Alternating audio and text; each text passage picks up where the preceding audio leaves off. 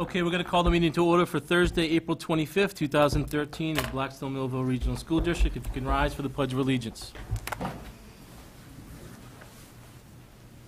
Pledge allegiance to the flag of the United States of America, to the republic for which it stands, one nation, under God, indivisible, with liberty and justice for all. If you could remain standing for a moment of silence for all the victims of the Boston Marathon last week, as well as Connie LaChance, an employee of the district, lost her husband this week, as well as Russ Arnold lost his mom.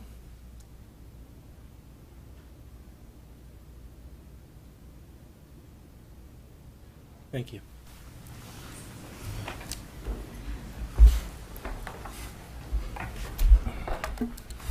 Introduction of members. Diane Robin, Blackstone. Erin Panaco, Millville. Brian Faulkner, Millville. Zach Sinamont, Blackstone. Anna Franciosa, Blackstone. Kathy Robinson, Millville. Blake Buckley, Blackstone. Steve Tringali, Millville. Bill Chaplin, Blackstone. Kim Shaverhood, Superintendent. And we'll note that Wendy Greenstein is not here tonight. So we'll move to Consent Agenda A, which is the warrants, use of school facilities, field trips, and minutes of the last meeting. I'll just make a note that the minutes, Monique, was under Mrs. Cody. It was the negotiation team, not the strategic planning. Make a motion to approve consent agenda A. Second. Motion by Mrs. Robbins, second by Mrs. Vanaco. Discussion? All those in favor? Aye. Aye. To vote, to clear it. If there's no objection, we're going to move some things a little bit out of order. We're going to start with the report of the student representative. So, Zach? Ladies first. So the Drama Club has started their spring performance. It's an original play written by student Jacob Odell. It's set during the French Revolution, and they're going to have their performances on May 28th and 29th. The Winter Percussion got first place at their NESVA Championships, and they'll be doing a performance later on. And Winter Guard had a good performance also, but they got 5th place. Wind Ensemble and Concert Band both got a silver medal at MICA, and they had excellent performances. The baseball teams, the boys had a game today. They won 12-0 against BBT. Pretty sure it puts the record at 4-5 for the season. The softball team is 6-3.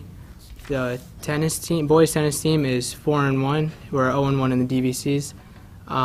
The girls are 1-4, and also doing very well.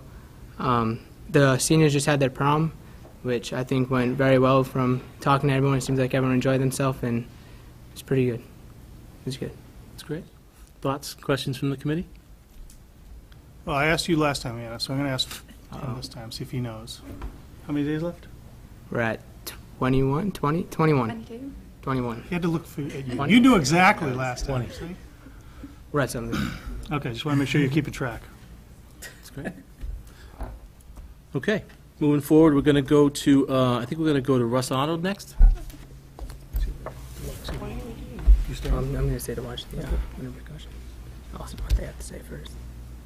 Hello, actually, this is the president, Kevin Gaudreau, and Kevin is going to request a trip, and I'm letting my friend do all this on. Okay, the trip that we're hoping to get is High Meadow Resort, and that's in North Granby, Connecticut. That's just south of Springfield. And that would be $41 per person and about $10 per person for the busing, and that would be on the 3rd of June. The class treasurer will be paying for that. There's no money from the school. That would be a little over $5,000 depending on how many people go. So we're looking for a motion? Well, we probably should make a motion, and we can have a discussion. So I'll make a motion that we approve the class trip for the class of 2013. And what day of the week is it? It's Monday. Monday, June the 3rd. So motion by Mr. Buckley, is there a second? Discussion. So tell them, how many kids do you think you're going to go, Kev? And how many are in your class? We have 136 in our class. We're hoping to get as many people to go. I think the typical senior class trip is a little over 100, probably 110, hopefully more, because we want to get as many people there as possible. So- This place has pretty much everything you want. It's got swimming pools, lakes, they have activities for the kids, they have different games. And for some of the people who like to eat, they have all-you-can-eat all day in a buffet. So they're going to get a chance to just, there is one thing that makes me a little bit nervous, is they have horse riding at $25 per ride, and they give the kid the horse. That one I'm a little bit concerned about, because that I might make a suggestion to my class that they don't take part unless they're really good at this, because I don't think I want a lawsuit with someone falling down.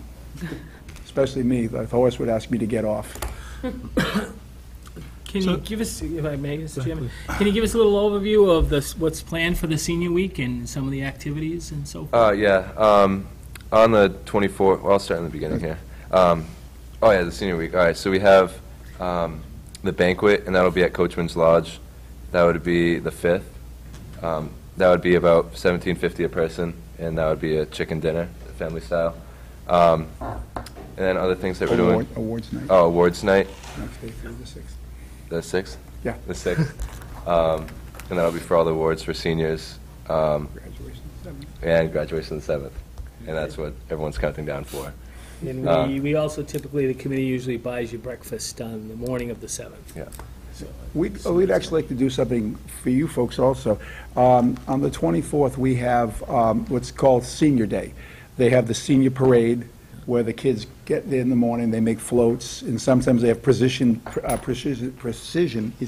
dance teams, and basically, it just becomes a fun day. The kids stay outside, and then they vote for winners. We'd like to invite you to come to that if you could. It's going to be about 7:30 in the morning. We'd love you to come. And then we're also going to sponsor a senior lunch. Bellingham Palace Pizza is going to bring all kinds of stuff, anywhere from pizza, mac and cheese, spaghetti and meatballs, pork sliders, salads, fruit bowls. We pretty much put about everything in the way. We'd like to invite you folks also to come to that. I'm not sure exactly what time Mr. Ducharme is working on that for us, but we'd love to have you there and enjoying our fun, the last day for the kids. Thank you. That sounds great. So, all those in favor? Of the Senior trip? the senior trip. Aye. Unanimous? Wonderful. Call for the nays in case there's any nays. All right, any nays? I'm sorry. Unanimous. Okay. No, Falcon was kind Great of- time. So, thank you. It's going to be a good time. I've got to say, for the prom, watching it, it was really, really good. The people at Kirkbray were wonderful.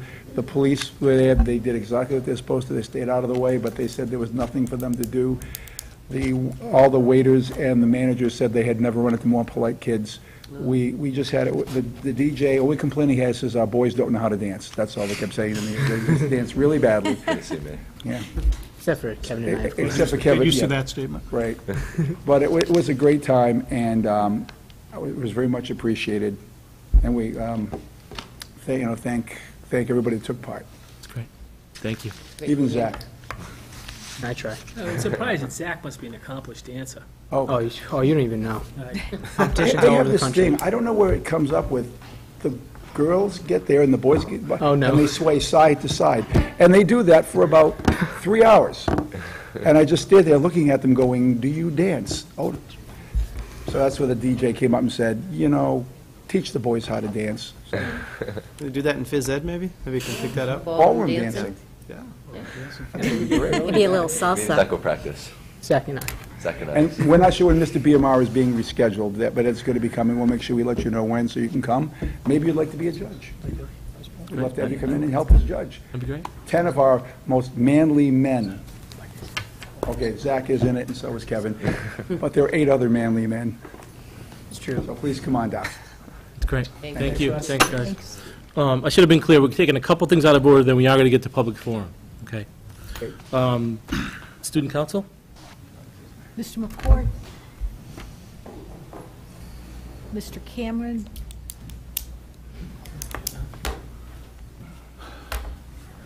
So I thought your last meeting was on a Thursday. Who's positive it's on the Friday against South at home? Bring some more chairs Hey, up you can there. put some There's chairs more up. chairs. Bring them right up there. It's on your schedule. So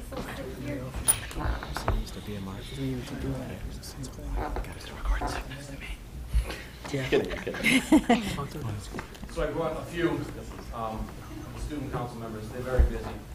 We have a total of 109 out of about 460, 70 students that are in student council. So they keep themselves busy, so I was able to wrangle a few of them up here for you. I will have them introduce themselves. Just name and grade, ladies. Oh. First and last name is fine. Hannah Favaloro, 8th grade. Sarah Lynn Spear, 8th grade. Caitlin Castelluccio, 8th grade. Julia Catalano, 8th grade. Mackenzie Gale, 7th grade. So I, the 7th graders, yeah. No, 6th grade. There are some in the audience sprinkled about. So just give you a quick overview of some of the things that kind of led us to come here, which started with our state conference actually on Good Friday, on March 29th, where we took about 60 students to the conference. And really a lot of it started with Jocelyn Spaz, who's not here, and Hannah Favalaro, with the work of Mr. Cameron behind the scenes, kind of submitting some things about student council, about me, and I don't really like a lot of recognition, and it kind of took off from there once we got to the conference. But they'll talk to you a little bit about that as we go. But if it wasn't for them, and especially Mr. Cameron allowing us to do everything we asked him to, I don't think he really ever tells me or them no. Well, he never tells them no, so we would send them to ask him. But he's very, very willing to let us try and do different things, even if it's last second. So they'll share a little bit of what we've done and a little bit about the conference with you. Okay. So on March 29th at Murdoch Middle School in Winchendon, Mass, we went to the MASC conference, and about 200 other students from student councils around Massachusetts went. At that conference, the keynote speaker was Heather Schultz, and she's from Atlanta, Georgia. And she is a national speaker, a youth trainer, and an author. And her message was delivered through touching personal stories, humor, and straight from the heart advice. Heather inspires young leaders to achieve at a higher level, want more for life, and overcome challenges. In the conference, used large and small group workshops to teach leadership skills, and some of the workshops we did were balloon towers, beach volleyball, and blind alphabet, yeah. Yep.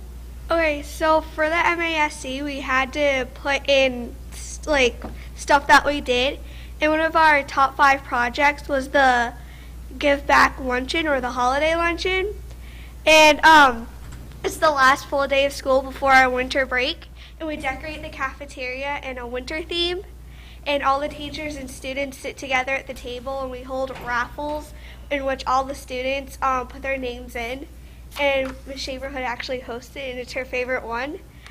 And if a name gets selected, we get prizes and stuff, so yeah. And what happened is we also received a Gold Council of Excellence, and throughout the year, we keep track of all the different things that we've done. It goes from February of last year to February of this year, and there's different categories, and you submit different activities that fall under school spirit, school service, and they're ranked according to points. And this year, I think, was our highest. We had 28 out of a total of 30 points. They'll actually, the 2 points we missed is we didn't send any middle school student to the national conference, so we'll work on that. It's a little pricey, but there are students in Massachusetts that go and they love it. So it will be a goal of ours to maybe be perfect one year, 30 out of 30. And so the state looks at your binder and goes through it and awards you points based on what you submit. So we really did very well this year. And a few other things that we've done this year, and then we'll wrap up with some of the things that we have planned. Some of the things we've done this year is we sponsor the 7th and 8th grade dances. In November, we do Thanksgiving community food baskets, and we coordinate all the spirit weeks at the school. We organize the teacher luncheons. We do the holiday luncheon. We do paper recycling every week. This year, something new we tried was Teens for Jeans, for collecting jeans for the homeless teens. And we ran concession stands at middle school basketball games. What we have planned for the rest of the year: all grades dance May 10th, 5th grade step up family night May 22nd, teacher appreciation week May 6th to May 10th, teacher hero assembly May 24th, and 8th grade farewell dance June 21st. And Mackenzie has something that I have yet to read. It's top secret, I think. I would like to thank Mr. McCourt for all of his long, hard hours of being a teacher and in charge of 109 students, student council members. He works very hard at what he does, and it ends up paying off in the end. He works endlessly to put together our projects, but he has help from the officers: Jocelyn Spaz, Emily Labrie, Ashley Dumas, Jaden LaForest, and Hannah Favalor. They help him figure out fun, helpful, and exciting projects.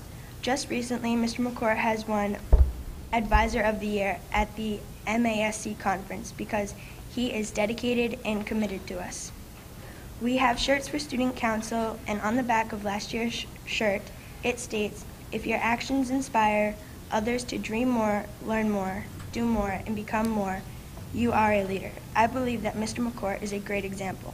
He is a great teacher and Student Council advisor. We are very lucky to have him as leader. Thank you, Mr. McCourt.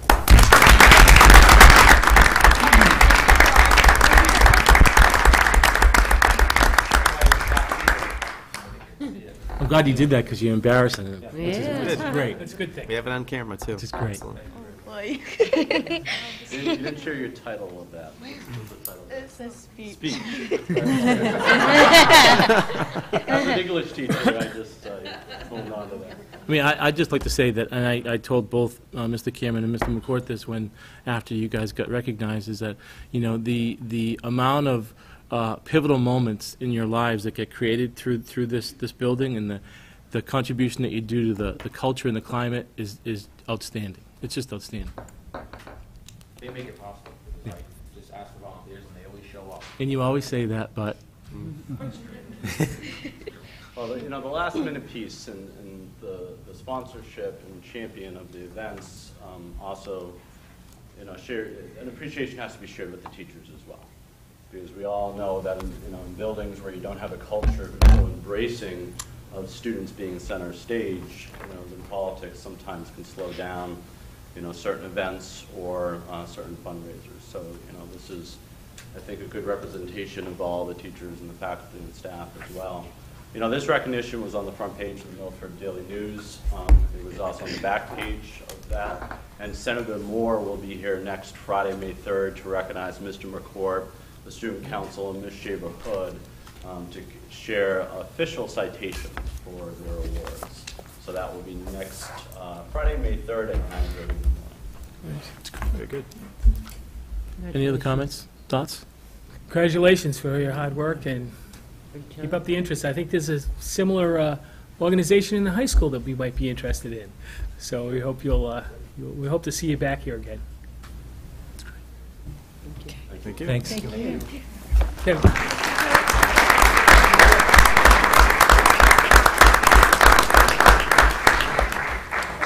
We're going to do one more before the public forum, and that is Mr. Buddy Bebo.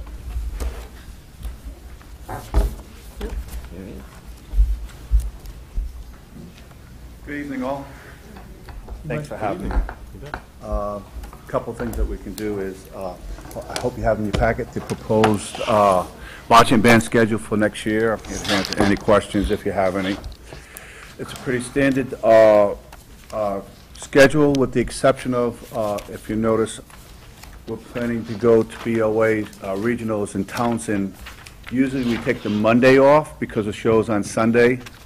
This year the show is on Saturday, and could be on in the morning, so we're planning to leave on Friday morning. I have talked to Mr. Dudek about this as well, and Ms. Shaverhood, and I got their blessings with it. We may even decide to leave on Thursday night and make a day out of it in New York City, go to a restaurant, and then on Saturday morning do the competition thing. In any case, we're going to be on early in Townsend on Saturday, so we do have to leave early on Friday morning for that particular event. And all the other shows that are listed there are just the traditional shows that we've done from year to year. Okay. So Very good. we're looking for. Okay, so we're going to, Do we need a motion to approve that? I do believe it's a district policy. The only reason why I come to you is because we do have one out-of-state or overnight trip. And those always have to be approved by the school committee, I do believe. you do. Okay, so I'm looking for a motion for the Blacksville Millville Chargers Marching Band 2013 schedule. I'll make that motion. Second. Motion made by Mr. Congali, seconded by Mrs. Robbins. All those in favor say aye. Aye. Nays? Unanimous? Congratulations. Thank you. Thank you very much for that. We're looking forward to doing that. And that, by the way, if we do the leave on Thursday, that's going to tie into our trip with the economy the way it is. We're thinking maybe we can do both and you know, make the best out of one trip instead of trying to do the two in 1 year. So that would be in lieu of a trip as well. If I can share some good news with you, first of all, I'd like to congratulate all the groups that performed over the this past, well, let's say school year. The wind ensembles at the high school, concert band, both got silvers at Micah, along with the 7th grade band got a gold medal and performed at Symphony Hall just Saturday before vacation. And along with the after-school program, the 8th grade band also got a silver, which was great. And the after-school programs were spectacular as well. The Winter Guard had a fabulous season of growth all the way through the season. And as you heard, we do have another championship under our belt with the Winter Percussion. And we are very proud to say that it's been a great year. And we want to also say thanks for your support. And we plan on continuing to do it the best we possibly can, as long as we can. That's great. Wonderful. Excellent. Thank you. Always do a Thank you for great everything. job. Thanks, Bud. Yep. We do have a percussion ensemble here. I hope I'm not surprising anybody, but you probably heard the stats while you were going through the situation. Ms. Shaver, would you like me to invite everybody over now to watch the ensemble? If you don't mind taking about 5 or 10 minutes out of your meeting, we would love to perform for you. Sure. In the audience Yeah, back here. We should get a camera in there. We going there? Yes, we do. The, Do we have a mobile one?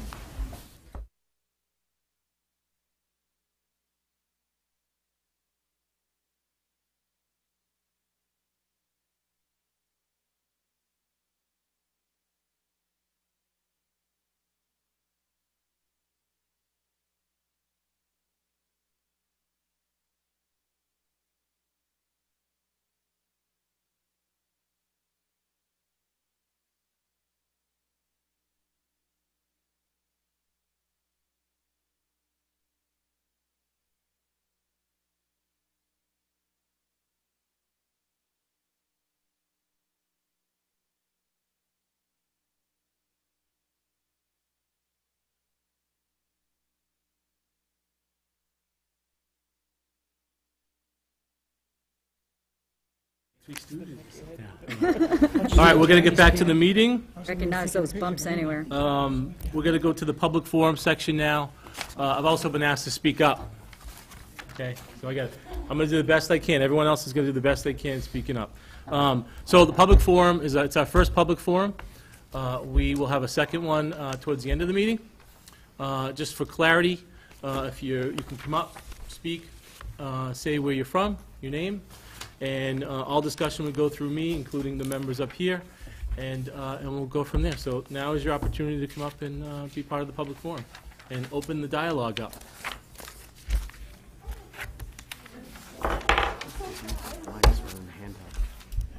Hi, my name is Justine Jacome. I live at 22 Riley Avenue. First, I wanted to say thank you for all your hard work. You've certainly put in the hours. I know Bill is new members I'm sure jumped into, and we appreciate all the existing members. And I know it's not easy decisions to make, a lot easier to be on this side than your side, so thank you so much for your time and effort. My question is, I just have a couple questions. The cuts that we're hearing about, or changes in the schools, particularly on the elementary level, are these cuts in addition to additional cuts we may have if we don't pass the 5% increase in the budget? Or if we get the increase in the budget, we won't have to have these cuts? Okay. So the first thing I'm going to say is, at this point, any type of cuts that we make, that word cuts, is just throughout the district right now. And those are just numbers, and those change week to week. The changes that you're talking about are things that we're exploring. And one of the things we're exploring, I've only been here 3 weeks, but we're trying to look at how efficient we can be. And what we do in the process that we go through is, number one, we listen, or we try to listen, and we look at the data. And I think the change you're alluding to is what? Do you want to say the change out loud? Oh, well, I know I've read the informational letter about possibly either closing or changing AFM, moving 4th grade to JFK, 5th grade to Millville. And so I hadn't really heard, is that a definite? Or if we pass the 5% increase in the budget, those things won't have to be done. I think there's some confusion. Are they two separate things, or does one affect the other? I'm going to let the superintendent start, okay, and answer some of that, and then we'll jump in. Okay. Well, right now, we're really looking at how are we efficient and effective maintaining class sizes and maintaining teachers in front of students. That's our number one priority. And when we look at that, and we look at our space and look at space utilization, we could fit the existing 4th grade over to JFK. But at this point, it's just a discussion that the committee has been having. We're still having the discussion about what our options are, how do we meet the needs of our students, but our number one priority is to maintain teachers in front of our students. Okay, so I appreciate that's the goal, and certainly all of our goal collectively. So does it hinge on the budget and the vote at town meeting, or is it still something that could happen regardless to be efficient? Well, the moves, okay, the Millville move, the 5th grade, has to go to a vote. Okay, that has to go to the town. The town. Okay. And the process would be, we would call for a special town meeting, whether it's this one or not, or one in the future, and it would get voted. And we would ask, and we would provide you as much data as possible. And some of the data for me, and I've shared with some people, is, the door-to-door, JFK to Millville, is 1.9 miles. The second floor Millville, there are classrooms that are empty. So these are things we're always going to explore, okay, to be more efficient. Because the question that this committee and the superintendent are always going to have is, how do we increase student achievement within the district, okay? And we do that by, keeping class sizes low, trying to. We do that by keeping teachers in front of students and reducing, I don't like to say the word, but when it doesn't have to be cuts, we want it to be as minimal as possible. So right now, and I don't like this word, because last week during the marathon, on the news, it's still a fluid situation, but I'm going to use that word. This is still fluid, okay? And week to week, we're still going to look at things, and we're going to look at everything. So, and my goal is to keep the dialogue going, because we've discussed that, just for everybody here, Justine emailed me and said, hey, I heard you're in the important seat. And my response back to her was, don't do that. Okay. My response back to her is that the important seat is out there, where I was 4 weeks ago. And everybody on this committee was out there, and we got up for a reason, because we wanted to create some further change for this district, and for student achievement, and for people to want to come here. So that's always going to be at the forefront. Now with that, there are many, many tough decisions ahead. Mr. Chair. Go ahead. So I might, just to give you a little refresher and just explain the process. Any movement of elementary students in either town to the other town will require town meeting approval, because the regional agreement is pretty clear on the that Blackstone elementary students are educated in Blackstone schools and Millville likewise. Now, are we going to look to change that in the future? We don't know. What we're faced with is that we have 5 schools, and we have declining enrollment. The state has declining enrollment across the state. The state's enrollment over the last 10 years is down about 5%. Ours is significantly higher than that. 2003, when this building opened, there were approximately 2,300 students in seats in the district. Today, we're forecasting 13, 14, somewhere around 1,850, 1,860. So, simple math shows that we're probably down a considerable amount of students. But what we need to do is we need to be, like Mr. Chaplain said, and I think the committee supports, is we need to try to be as efficient as possible. We don't want to rush into this. We're looking for ways to get through fiscal 14. Budgets are tight across the board. But I think for a longer period of time, something looking down the road, what's the district going to look like in 3 to 4 years? How are we going to be structured? What makes educational sense? What makes sense to where your child goes to school, how it's configured, what type of community have we built around that configuration, and so forth. So we're not, I hesitate to, well, my concern is that we don't lurch into something and then find out it's not right.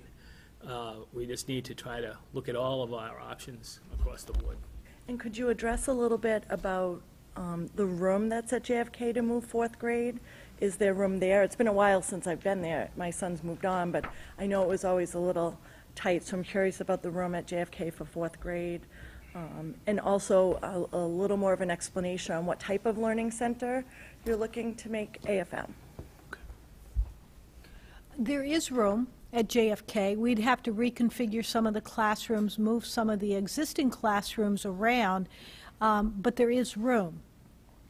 The AFM, the Learning Center, what we're really looking at is looking at extended day care and perhaps during the school day care, and we're not sure exactly what building that will be in, but we do know that's something we would like to approach, as well as we know that there's a need in the community to address adult learning.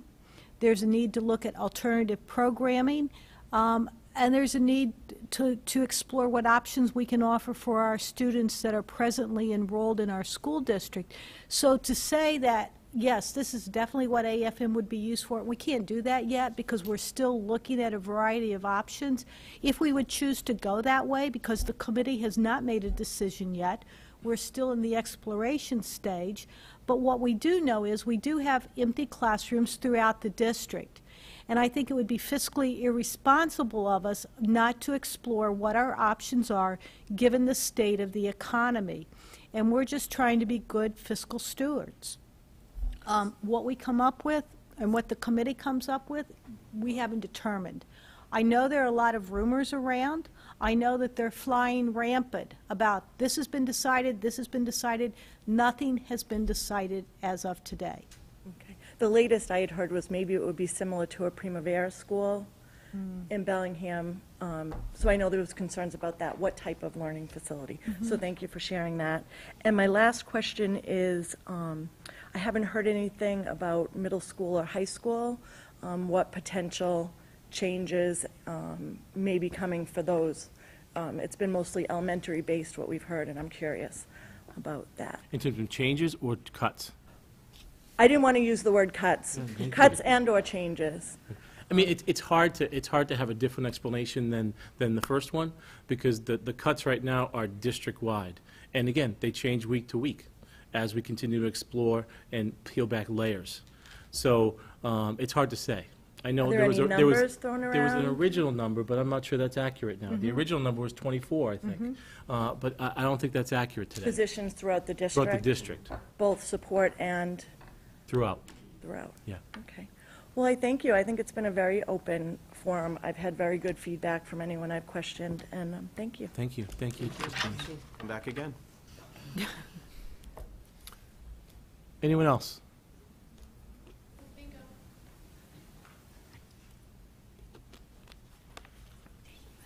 Carrie Rogers, 24 Summer Street. A couple of things I would just like to point out. I have children that are 4 years apart. The changes I have seen at the elementary level in the 4 years of what Olivia had versus what Katie has, I actually feel bad for Katie being in 3rd grade. When I asked her how she would feel about staying at JFK another year, of course her first thing was, they finally get to be the big kids, 4th and 5th grade. I told her if 5th grade was gone, she'd be the biggest kid. But are you speaking about AFM being a daycare setup? Like you would rent out the property?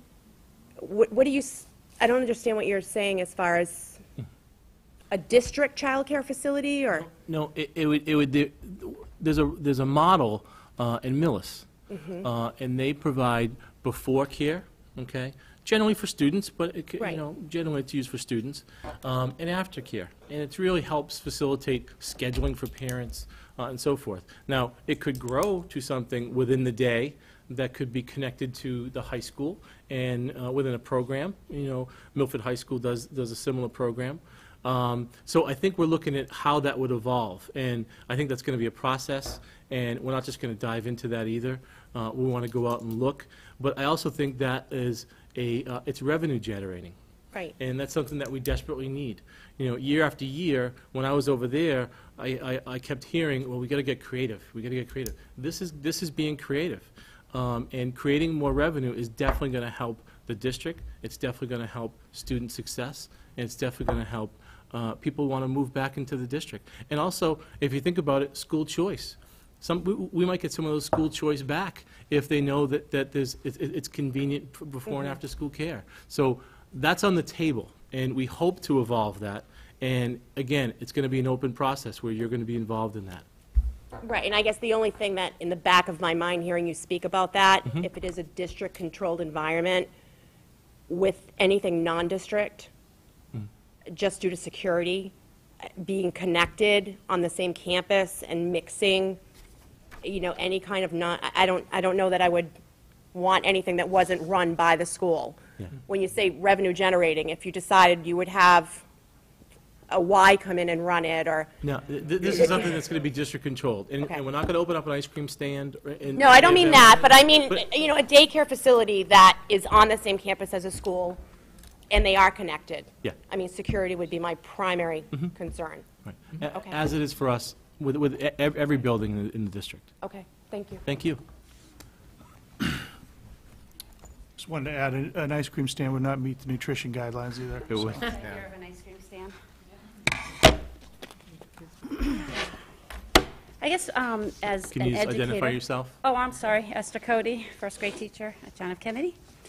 I guess we're just looking for clarification as a staff.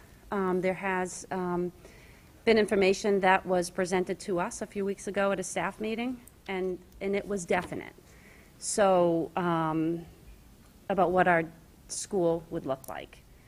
Horrifying, just to think that information was put out if, in fact, it wasn't decided upon. If we're in discussions, great, we're in discussions, but I don't think that it needs to be put out there to the staff especially, and get us all up in a tizzy about what ifs.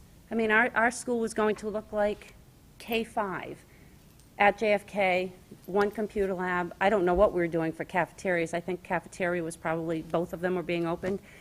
But I suppose my questions, even with this plan, both cafeterias will be opened, I'm assuming? Or are we just operating with one cafeteria if 4th grade comes over and 5th grade goes somewhere else? So you're referring to if that plan comes about, what would the dynamics be? What it's going to look like. Okay. So Auditorium. I mean, we don't have an auditorium at JFK. It's all very good questions and fair questions. So.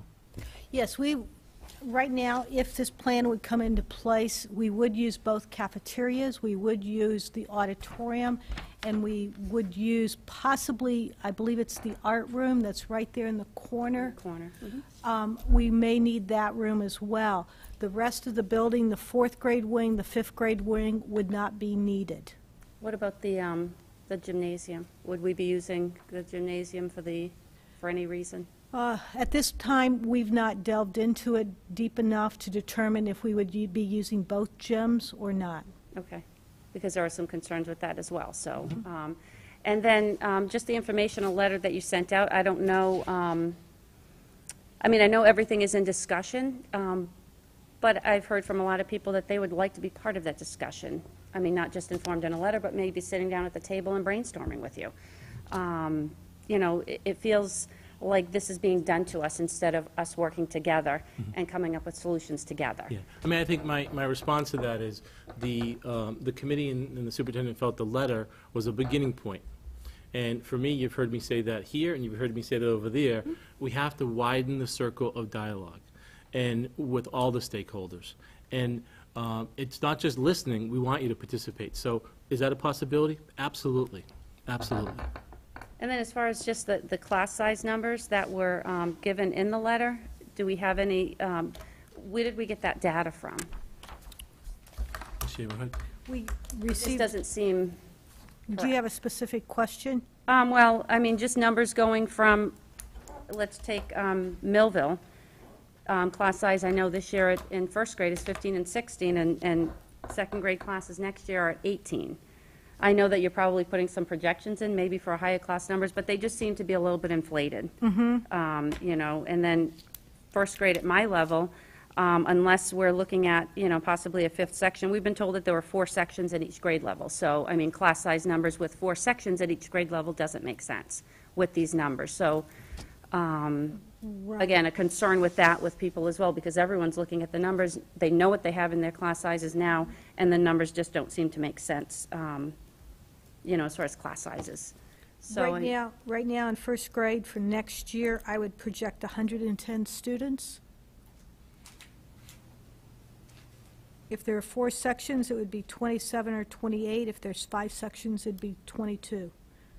okay, so, I mean, so you're anticipating probably, maybe increasing some of the sections then, with the numbers that were given to in the informational letter? Sure. I guess, once again, our goal is to keep class sizes small. And we appreciate that. And I am glad that you do.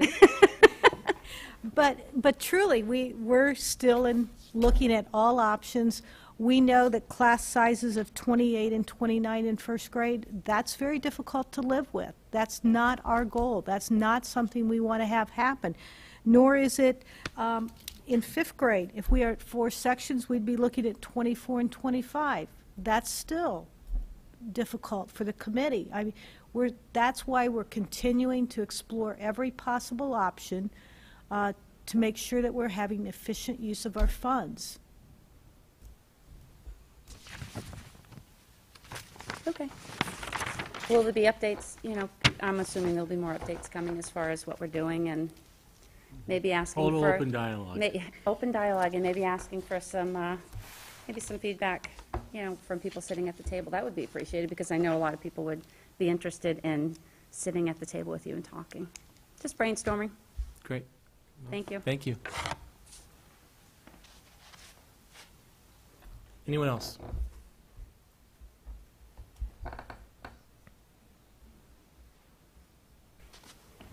Hi, Christine Miller, 7 Bellingham Road. Welcome. Can we go back to those class sizes? Fifth grade projections, how many teachers are we talking about for AFM? For AFM, right now, for next year, I am looking at class sizes of 98. Is that right? I'm not certain. I just looked at the number, and my daughter hasn't had a class size over 19 since she's been in that school. So I'm wondering, one of the ideas was maybe there'll be one less teacher. Yeah. But I don't know if that's how we get to the numbers. Yes. If we go to 4 sections, we'd be looking at 24 to 25 per section. Okay. If we're at 5 sections, we'd be looking at 19 or 20. Is that impacted by, I hear that there are teachers retiring in the 5th grade, is your decision impacted by how many folks retire and how many you choose to hire back in? No correlation? Okay, all right, thank you. So a couple of thoughts, and I say this with all due respect because I don't know all the details, but just brainstorming, as I said in my email to you folks. The concern I have, and I have a fourth grader, and I'm thinking about the number of moves these kids will have to make. So if I'm a Millville parent, and I know my kid's not going to have to move to JFK, and then they're going to have to move to, back to Millville, and then they're going to have to move to the middle school. So I like the idea of the synergies of getting the kids together earlier. I think that sounds like a great plan. So wondering if there's a possibility that the fifth graders could move to this lovely facility. I think they would be pretty excited to see the technology advances, because I think that's one of the big concerns I've seen in our time at JFK and AFM. There's not enough time devoted to that, and I think she misses it pretty much every other time. So, and I know that's scheduling, but to have this type of an environment would certainly give them an early advantage. Plus, I'll dovetail that with my question about busing, because that would seem to sort of relieve the issue of trying to get kids to the Millville Elementary School who typically go to AFM. Yeah, I mean, I think I'm going to go backwards. So the busing issue, we don't want any kid on the bus longer than they have to be. So I don't know how long your daughter's on. How long is she on? 35, 45 minutes. Okay. She's the last bus to leave, I think, so, but Yeah. it's a 2-mile stretch, so it does feel painfully long. So I do have concerns about after-school activities and mounting homework as she's getting off the bus closer to 4 o'clock. That's a bit of a challenge, so. Yeah, I mean, I think we're continuing to explore that, and again, we would want to reduce the time if we could, and looking at that. So, so that's the busing. Okay, we don't want anyone on longer than they need to be. But it's a fair question, and it's a good question. What was the first one? So could they move here, the and that way we middle could school. put them on I the think school bus? that's a good question. I'm going to give that to Ms. Shaverhood. That's been one of the options we're looking at. The committee has discussed it. I'm not sure, we've not made a decision. The committee has not made a decision. We certainly do know that there's room available here. There's room available at Millville. And so right now, everybody is looking at the data, getting input. We certainly are going to be asking for additional feedback from people and have discussions. But to say to you, yes, this is a done deal, or no, this is absolutely out of the way, we can't tell you any of that. I'm certainly not asking that. I guess what I'm trying to understand is the criteria for thinking that Millville versus the middle school. What types of elements are you looking at to try to figure out what would be the best fit? I mean, there are many models out there. There are many schools in the area that have 5 through 8, and I think if the memo said moving to the middle school, would have just as many people here saying, "What are you doing? Right. My fifth grader can't be on a bus with a high schooler. My fifth grader can't be, in this big building." I think we want to problem solve every different scenario, and there are a lot out there, including doing nothing. So, here, Millville, we're still going to kind of work that through, and all of them have pros and all of them have cons. So despite the fact that middle school wasn't listed in the memo, that does not mean it's not a viable option? No. Is that fair? No. Okay. So of the $243,000 in savings that the proposed model in the memo stated, how much of the total savings, I guess I'm harping on busing, sorry about that, is eroded by the need to then get Blackstone kids to Millville and Millville kids to Blackstone? Nothing? There's no extra cost? No. Busing is busing. We have a contract, I believe, correct? We do have a contract, and in the contract, we're allowed to add miles to a bus route without additional cost. So it's not a factor.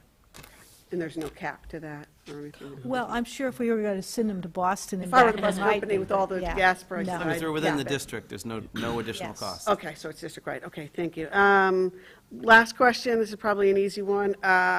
Does any of this mean that you guys aren't going to pursue re-roofing AFM? No. Or is that a done Not at deal? all. That's a done deal. All right, thank you for your time. Anyone else?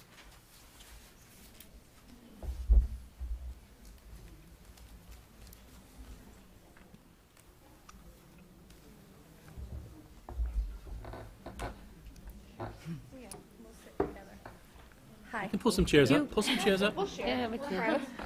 So Renee Roussel, grade 5 AFM. Christina Greer, grade 5 AFM. Kim Daly, grade 5 AFM. Robin Nigerian, grade 5 AFM. Grade 4 and 5. And that's one, yeah. But we're just here because we just wanted to say on behalf of the children and listening to the options, we'll be up for anything as teachers, but just listening to what was said, that when we look at it and think of the students that we service in grade 5, and we will be the only grade 5 teachers left, Mrs. Greer and I, we think that the better move for the students would be to come here, only because it's one less move for them and they can make this their home rather than go one place and then another. And then for us as teachers, what happens to us the following year if we do go to Millville? That's a question that we have. Our hope is that you would stay with the 5th graders wherever they are. Right, but does that mean we move again? Hopefully it would be in Millville or Blackstone.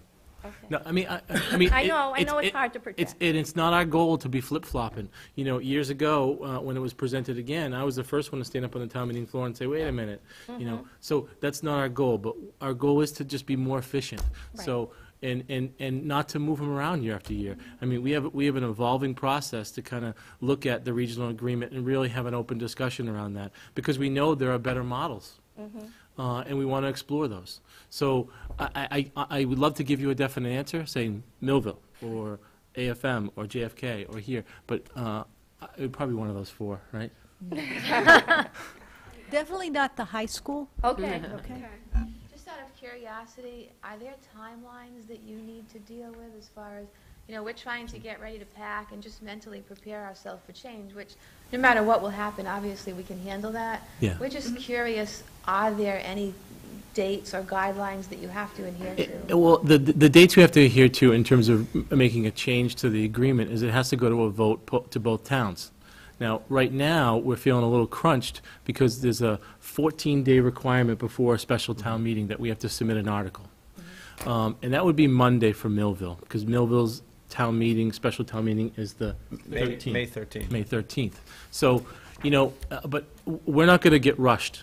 Okay, Monday's really not our deadline, okay? Because we could, if we decide to go that way with feedback from all the stakeholders, then we'll just call a special town meeting, or ask to be called a special town meeting. So that's really the only time frame that we have. And it's really good, again, we're at the beginning stage of this, you know, and I'm glad that you came up and gave us your feedback. As a special educator, I'm concerned with, you know, we end a school year planning for special education placement, staff coverage, and knowing well in advance so that we can plan properly on how we're going to place students and, you know, are we going to come together in Millville? We're going to come here and combine with the special ed staff in this building? Are our aides coming with us? Are they staying behind? All those things, you know, we're already in June planning for September, and all summer we're dealing with that. And so, I mean, I think it's a fair question and it's a fair comment, and I think it's fair to me to say that we're not going to lay this on you August 31st either. You know, we really want to get this thing decided on in what direction we're going. And we're hoping to do that before the town meeting. I don't think I'm speaking out of turn, but I think we want to really get some clarity. We still have a lot of layers to look at, but I think we want to decide by then, and then go from there. We were told that, and this is just to prepare ourselves again, we were told that school ends on a Friday and that we had to be out of our buildings all packed by that day. That day. So that's another concern as you're discussing things. For the roof project. Just to You're going to have limited access because of the roof project. Right. So, Can we clarify that with the teachers? Are they moving because of the roof, or are they moving because they were told they're moving? Well, we were told it was the roof. We were told we need to pack so that our belongings could be. But you're not going to have to move out to get the roof done, just pack and, I believe, get things away from the windows. But at that point, Your we're still personal staying things, in so your they're not particular being room at that point. But We were told that it had to be done by Friday. So So while that is the- our last day of school with the students, so it's just a concern.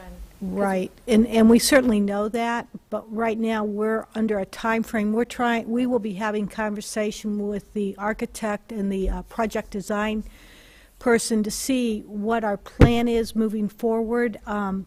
We need to get the prep work ready, because once our kids, we do not want any work, nor will we allow any roofing work to start as long as there are students in the building. Therefore, since we're going to the 28th of June, that takes about a week of time off that we thought we had prior to all the snow days. So we're anticipating that week of June, and believe me, this is construction, so you know and I know things could change. But as we see it now, we're looking at doing the prep work up until the 28th. And once we hit that Monday, that's when we fully do expect the people on the roof starting to peel things back, because we have a timetable to meet to get ready for school. Do we know that you need help? Do we know that there's going to be have to be some work in prepping to help you? Absolutely. We're just getting to that point now when we get the schedule going that we can say to you, yes, here's when we're going to start, here's when we need it, et cetera, et cetera. Okay. So, but that date does still stand, that we need to be fully packed by Friday. We hope you're, at this point, I would have to say it does, just because we don't want people in the buildings right away when we're starting to rip things off. Right. And not that we think anything's going to happen, we just want things protected. So would we be able to look at, I mean, that entire week is our makeup days. So would we be able to look at adjusting more than the last day to be a half day to give the teachers the time in that building? Maybe from Wednesday. Friday would probably already be a half day. Yeah, But I it's mean- a half day for the teachers, too. Right, I mean, I think we're talking about, they have to be there a certain amount of days, right? Well, a half day for Would the be. kids. Mhm. We'd have to look at busing cost, we'd have to look at some other issues to see how we could make it work. The other piece is we could look at how do we free teachers up and do things, activities with students while the teachers have some time. Right. Or, I mean, obviously giving them a half day would fix that problem. Right, but I also think would have parents in here saying, listen, I gotta arrange babysitting, we don't have it up yet, so I think there's a lot of layers to that, so I think to have a concrete answer right now, but I think it's something that the superintendent can explore, with the administrators and go with that. Because I believe it was the same with JFK, they also needed to be all packed by Friday. More of a concern for JFK because, Yeah. the students are so much younger. Yeah.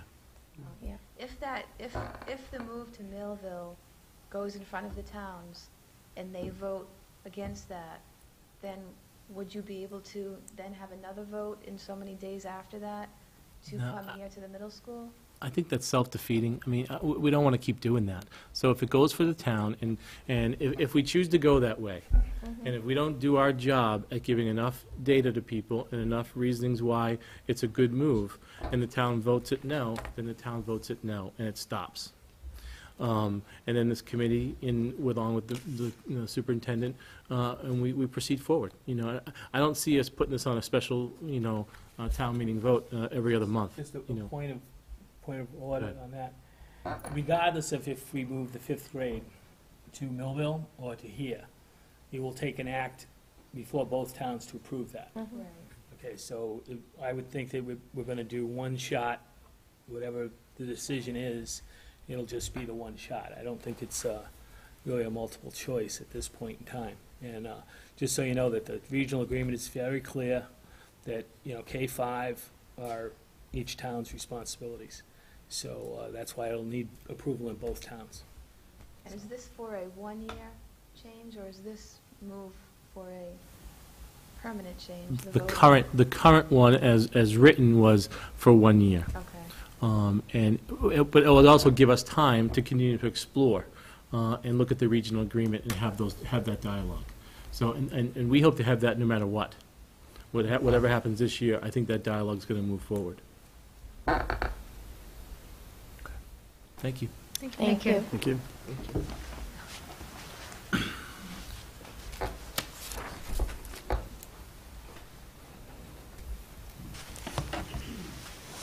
Hi, I'm Tammy Lemieux. I live at 120 Lakeshore Drive. I currently have a fourth grader and a fifth grader.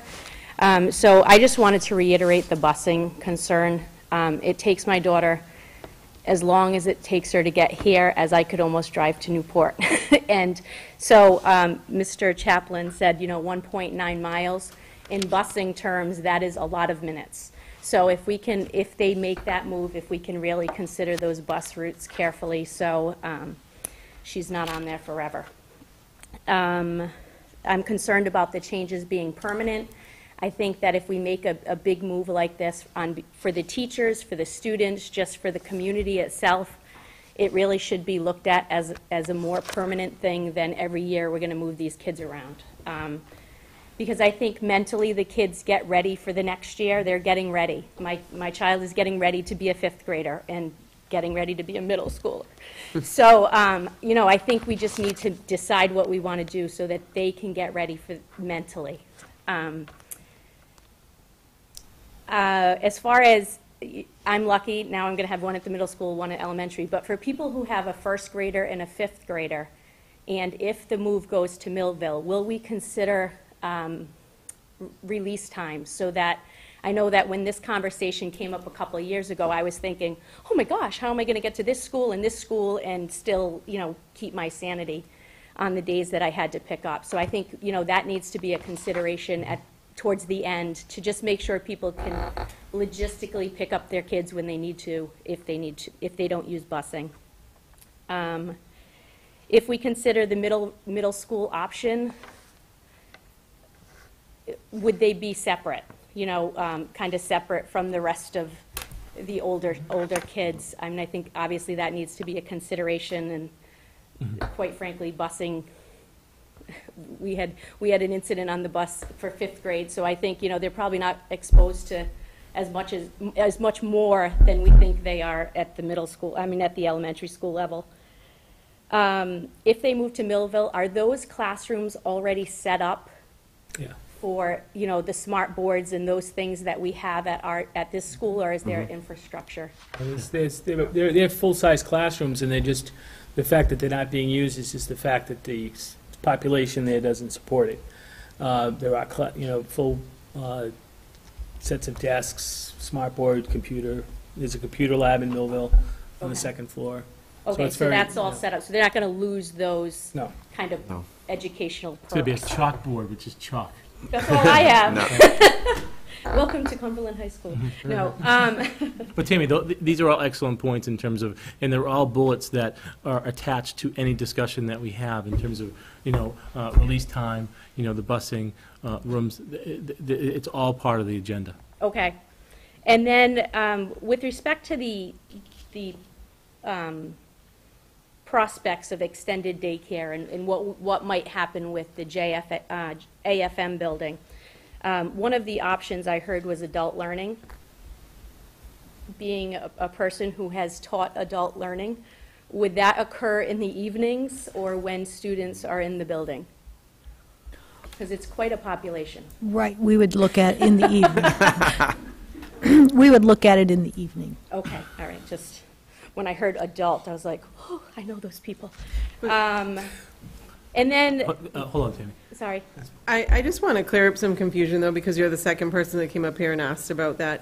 We have not discussed putting any type of outside facility into that side of that building. I mean, even if we were going to explore those options, I think we'd look at the high school or the middle school before we looked at, when we've spoken of this, we've spoken of closing, of, not occupying that space. So I just want to make sure that but not there's forever. No confusion. But just in terms of clarity, it's not forever. It would be well, enough you just said to, it was for a year. So I mean. Right. But I think all those are on the table. And of course, location of an adult learning, we wouldn't want that happening during the day with other kids, with all the security and safety issues that we all have. I'm sorry, Mr. Buck. A couple of points. First of all, any type of pre- and after-school care would most likely be centered in where the child is attending school. It wouldn't make much sense to pick the child up and bring them to the next town over and have them stay there. So it would be centered, elementary centered in the appropriate building. My other question, I just thought of it, and I meant to ask the superintendent this earlier today, so I'll put her on the spot. Have we had discussion with DESE regarding not using A.F. Maloney School and what the ramifications are as far as, what their feedback is on us not using that school? We haven't had discussions because we're not sure what part we won't use. We certainly are not going to mothball it or shut it down. It's still going to be an active building per se, just not being used. That was quite a statement. But I do believe that we need to ascertain whether or not, how DESE is going to look at that. Because I don't want to get us in a situation where, if you go to reopen that building and then all of a sudden it's like, no, you have not used this, regardless of what. And I'd like to hear feedback from them to say, okay, this is some of the things we have to go through, for sure. That's a good point. I guess two more things. One is, if the fifth grade from AFM moves over to Millville, I'm assuming it's going to be commingled classes, Millville, whoever, random draw? That would be the plan. Okay, Yeah. all right. What's the question? Commingle, they wouldn't be separated. No, it Wouldn't be the us and them. No. Okay. All the kids together. And then a final question that I don't know if I'm supposed to ask right here with this, but it's totally unrelated to all of this. RTI at the elementary school level, do we have any plans to look at how that's done, to maybe fund some better progress monitoring, those kind of things, so that the children are getting better use of their RTI time? Both I know again, 4th and 5th grade say RTI. It doesn't seem to look like any RTI I have studied. I'm trying to be nice about it. So and on the side, as we're talking about budgets, are we thinking about some true RTI models that teachers can use to really see who needs an intervention, apply it, and see if it's working, versus let's get together in the cafeteria and play math games and not really know if we're making progress? Yes, we are. Okay, thank you. That's all. Thank you. Thank you. Thank you. So is there anyone else with a different topic? Mr. Bonte made me think of a question with this statement. Thank you. Peter Olson, 30 Goddard Street, Blackstone. With the new roof, if we don't use AFM as a school, do we lose the state funding for fixing the roof? No, because it's a town-owned building. But aren't we receiving money from the school building authority? That's a good point. I think you may have an issue there. Because the grant is because it's a school. We'll say if we decided to not use AFM again, and say the town of Blackstone decided to put their GPW in there, or their housing for the elderly, or their senior center. I believe the lease is to us. And It is to us, but we have obtained that money for a school. That's a very good point. So those are questions that need to be researched and answered, along with, I don't think DESE is really that helpful, or is going to cast a nice eye at the fact that, okay, you guys aren't going to use that building. I think we're in. But I also think that they would also hear the side of it where we're looking at how we can improve our district and so forth. But I think it's all valid points. I think it's a very good point.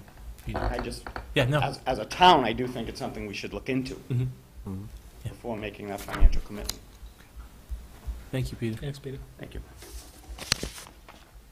Any different topics? But I am a teacher, so maybe I'll... Oh, no, feel free. No. I'm not sure.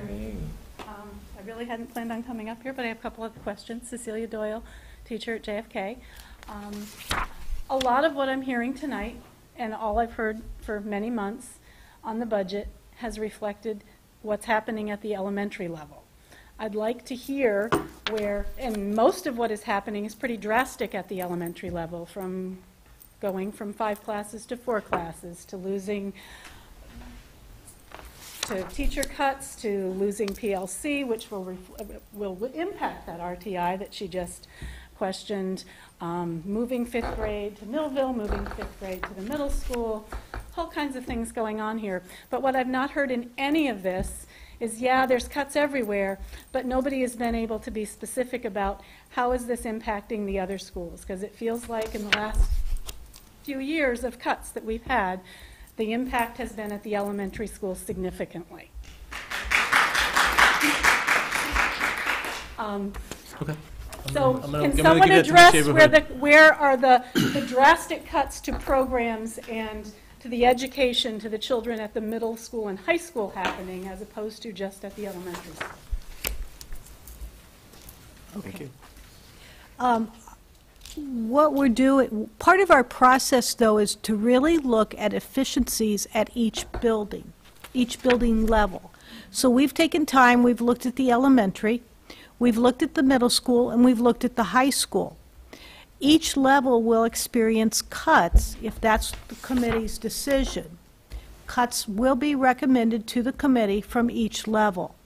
When you look at the high school, for instance, in class sizes of 10, 15, 12, it's very hard to justify maintaining those levels of classes when you're looking at elementary class sizes of 25, 26, and 28. Therefore, cuts may occur at the high school and staff, or if staff FTEs would be reappropriated to the elementary. That's been a topic of discussion. So to say that it's just the elementary that's going to absorb the cuts, that's not true. All levels will. Mr. Cameron's here. We've looked at teaming, not teaming. We've looked at what the options are, and the committee's continuing to look at that. Mr. Dudak is here. We've also looked at the class sizes at the high school, and there will be cuts at the high school because of class size issues. Our enrollment at the high school continues to decrease. Our 8th graders leaving the district is substantial. Therefore, we don't need as many sections. So yes, we are addressing them at all levels. Okay. Thank you. Thank you. Well, I guess a follow-up. When will the town, the teachers, and the children in the community know when these things are going to happen? Because on a day-to-day, it changes on what might happen, what might not happen, and it does, in fact, impact the education, the morale, and the atmosphere in all of the schools in the district. It's kind of just weighing on us. Okay, we got to pack because of the roof. We've got to, who's going to have a job and who isn't, and I probably tend to be one of the most optimistic. I have a job, it's wonderful, and I'm happy, and I love what I do, and we will, the dedicated teachers and community people, make this work for all of the children, but it is hard to stay positive some days when you know that you're losing valuable people that are going to other districts. The class sizes will be changing. It's just a lot of negative feelings that are being about for the next couple of months. And I mean, it's all valid points, and I think a lot of districts are going through the same exact thing. And, you know, we can't even get clarity from the state about what we're going to get because the governor's budget is different from the House budget. So it's hard, but that doesn't mean that we can't be, you know, open and honest. And as this, so my hope, I've been here 3 weeks, is that over the next 2 weeks, 3 weeks, the layers are going to get peeled back even more, and we're going to have more clarity. And you'll be here 6 weeks then. And I'll be here 6 weeks then. So, I mean, I think that's the best answer I can give you. Any other thoughts? I'll just say, and we still may not know what our Chapter 70 money is at that point. We've got a memo today that said that, so plan on, you know, more uncertainty from the state. And that's what we have to plan on. A date in mind when you're going to make a decision about the 5th grade, being middle school, Millville, AFM, JFK? I mean, it seems like in order to make a sound educational decision for all of the people involved, there must be some date on your calendar that you need to make this decision by. I don't know that you can wait until August 25th to say, okay, yeah, they're going here. Yeah, and like I said, we're not going to do that. I think we're not going to be rushed, but we're also going to put a thoughtful process into it. And at this point, the dialogue is open, so we want even more feedback. from you and everyone else in cable. Go ahead, Ms. Buggy. Well, obviously there are laws that we have to adhere to, and one being that, the Millville Town Meeting is on May 13th. So obviously we have to be able to present a budget on the 13th that might not decide the logistics of how it's all going to be laid out, but we should have our, that's the number we're going to be able to work with. And based on how the voters of Millville vote on that, presently the numbers that have gone down to the two towns have an additional contribution in them, which is above the minimum of net school spending. And so, depending on what Millville does, and then on the 27th or the day after Memorial Day in Blackstone, we'll do the same thing here in Blackstone. So I would think that although logistically we may not have all the ducks in a row, we should have our numbers set. Well, it'll have to be set a week from next Monday, or 2 weeks from Monday. That doesn't really answer your question. There obviously, if there's going to be any movement, it has to go back to the voters in both towns, has to be approved in both towns. So there is a bit of a process. We certainly would like to get this done as expeditiously as possible, but we also don't want to rush into it and make an incorrect decision. We want to weigh all the odds and see what we stand. Thank you.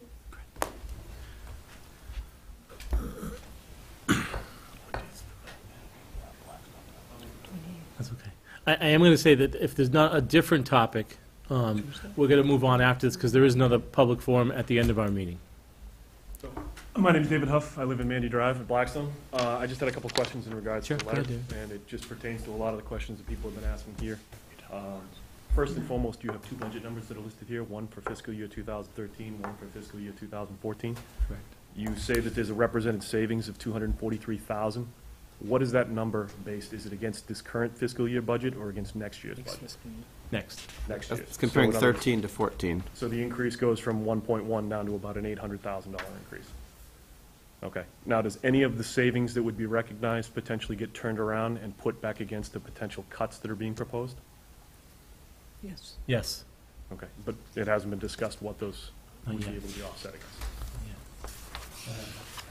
No, we're looking at making sure that we have class sizes. That's our goal. Okay. And just based on the fact that there hasn't been a formalized decision on what's going to be done with the AFM school or where anyone's going, how did you realize a savings for something that isn't a completed item? Sure. What we did is we looked at what it would cost us if we scaled back AFM. We looked at heating, we looked at electricity, we looked at cleaning products, we looked at those types of supplies that it takes us to open the building. We also pared down the staff that we would need to maintain that building and to come up with the savings. Okay. So any future proposals against the school, or if there's any retrofits or anything like that, does that cut into this savings presentation in terms of having to put it back into updating the classrooms, that side of the school, whatever the case may be? We wouldn't have to put anything to update it. If we would, if the committee would choose to keep AFM open, then we certainly would have to look at our budget figures for the heating, the electric, et cetera, et cetera. And that goes, once again, but that potentially would detract back towards offsetting the cut. Right. Okay. That's all I have. Thank you, David. Let it go. Let's see if there's any more. No, we're not gonna, so we're going to move on, if that's okay. And the next one, The one in the back? is it?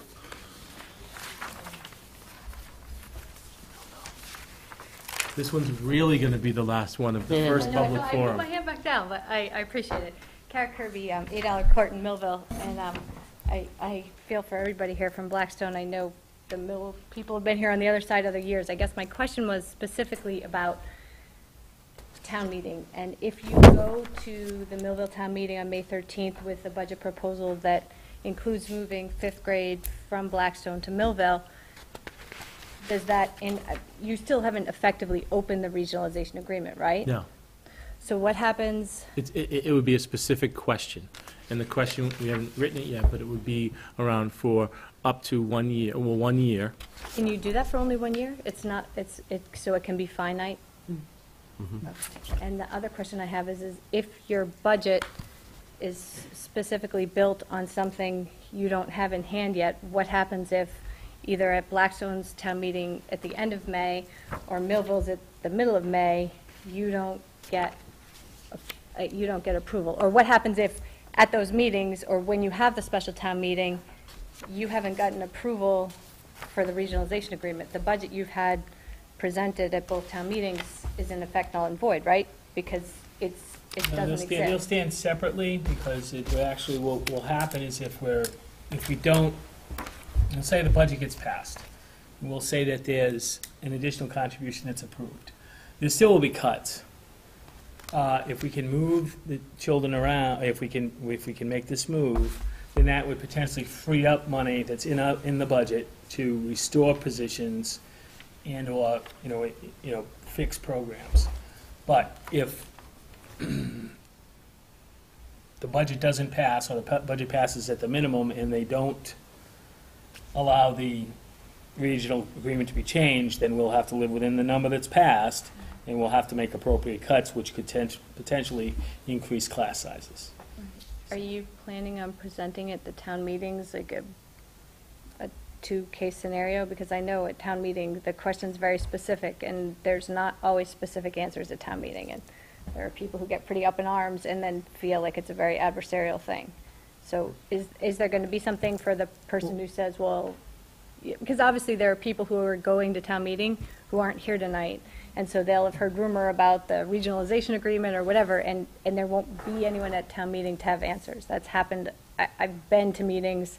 The school roof was the last example, and you had somebody there from the roofing company, but there were still questions people didn't have, and people get, and I know you're going to hear at town meeting, I'm sure you're going to hear that, well, you just approved, when you ask for more money, they're going to say, you just asked for a tax increase for a building, now that you're proposing closing, and I guarantee you somebody's going to say, you're closing AFM, but you just voted a tax increase to fix the roof. And I guess, I'm not saying that there should be, that you have answers for that tonight, but I'm sure that people, that elderly contingent who aren't here tonight will have those questions. So I guess.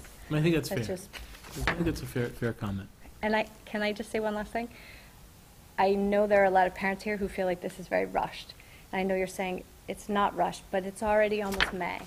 And so kids are gearing up for the end of school. And I don't know if it's a question of, I've heard back and forth over the years that, it's the parents who freak out about the move more than the kids. But I don't think that's true. I think that there are kids who have seen their older brothers and sisters have a certain rite of passage. And now they're going to end their school year not necessarily knowing whether they get that same thing or not. That's one of the benefits of a small town, is that it's not evolving. Unfortunately, people who live in small towns, they like things to stay the same, and that's, that's the nature of the beast. And so I guess moving forward, if you do get this year extension, I would hope that it's so much earlier that you're asking people, because these parents here are freaking out because their kids are asking them what's going to happen, and then their teachers are saying, we don't have answers either, and nobody has answers, and that's just my 2 cents. So thank you. I appreciate it. Okay, we're going to move forward to appointments. Harold, adoption of votes pertaining to the project funding agreement with MSBA, update regarding roof projects. Mm-hmm.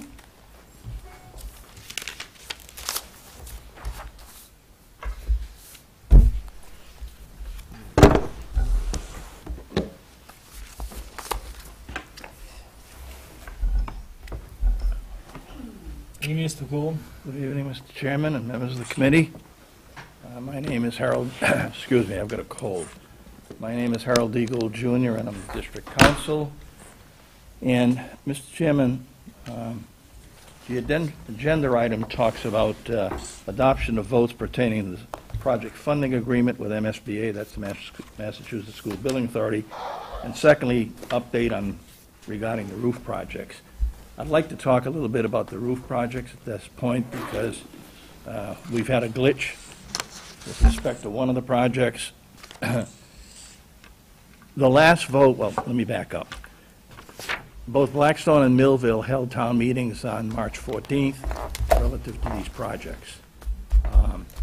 As you know, Blackstone has 100% responsibility for JFK and AFM. Millville has no financial responsibility with respect to the elementary schools.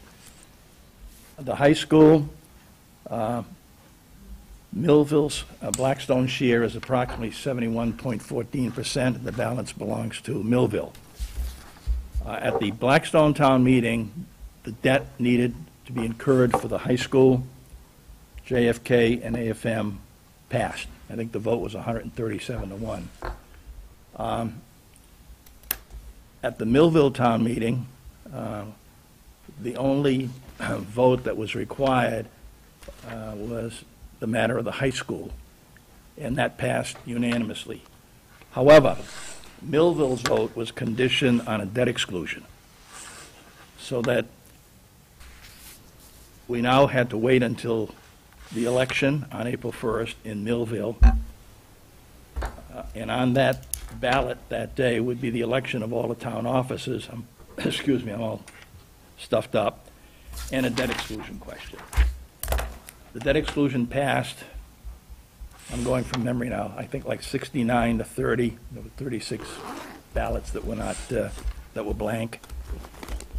So at that point, we figured that we had all of the necessary approvals to take care of the three projects.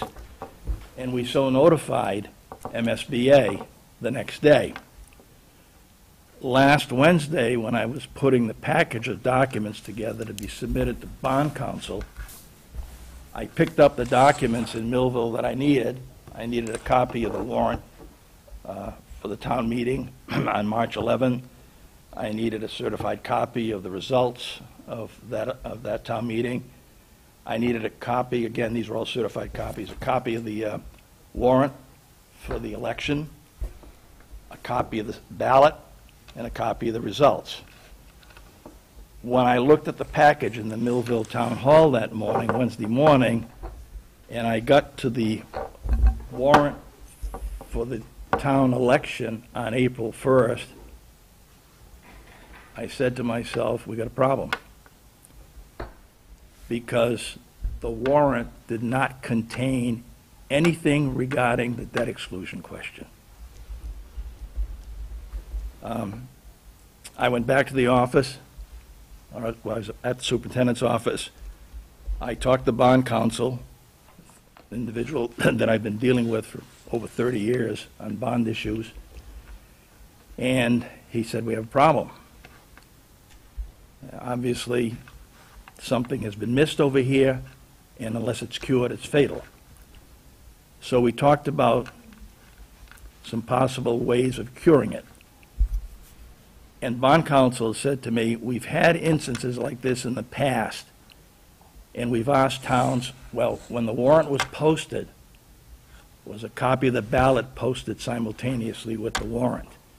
And he said in those towns which had done that, we considered that to be a proper cure, and we could sign off on the bond issue. I said, I have no idea if that was done in Millville.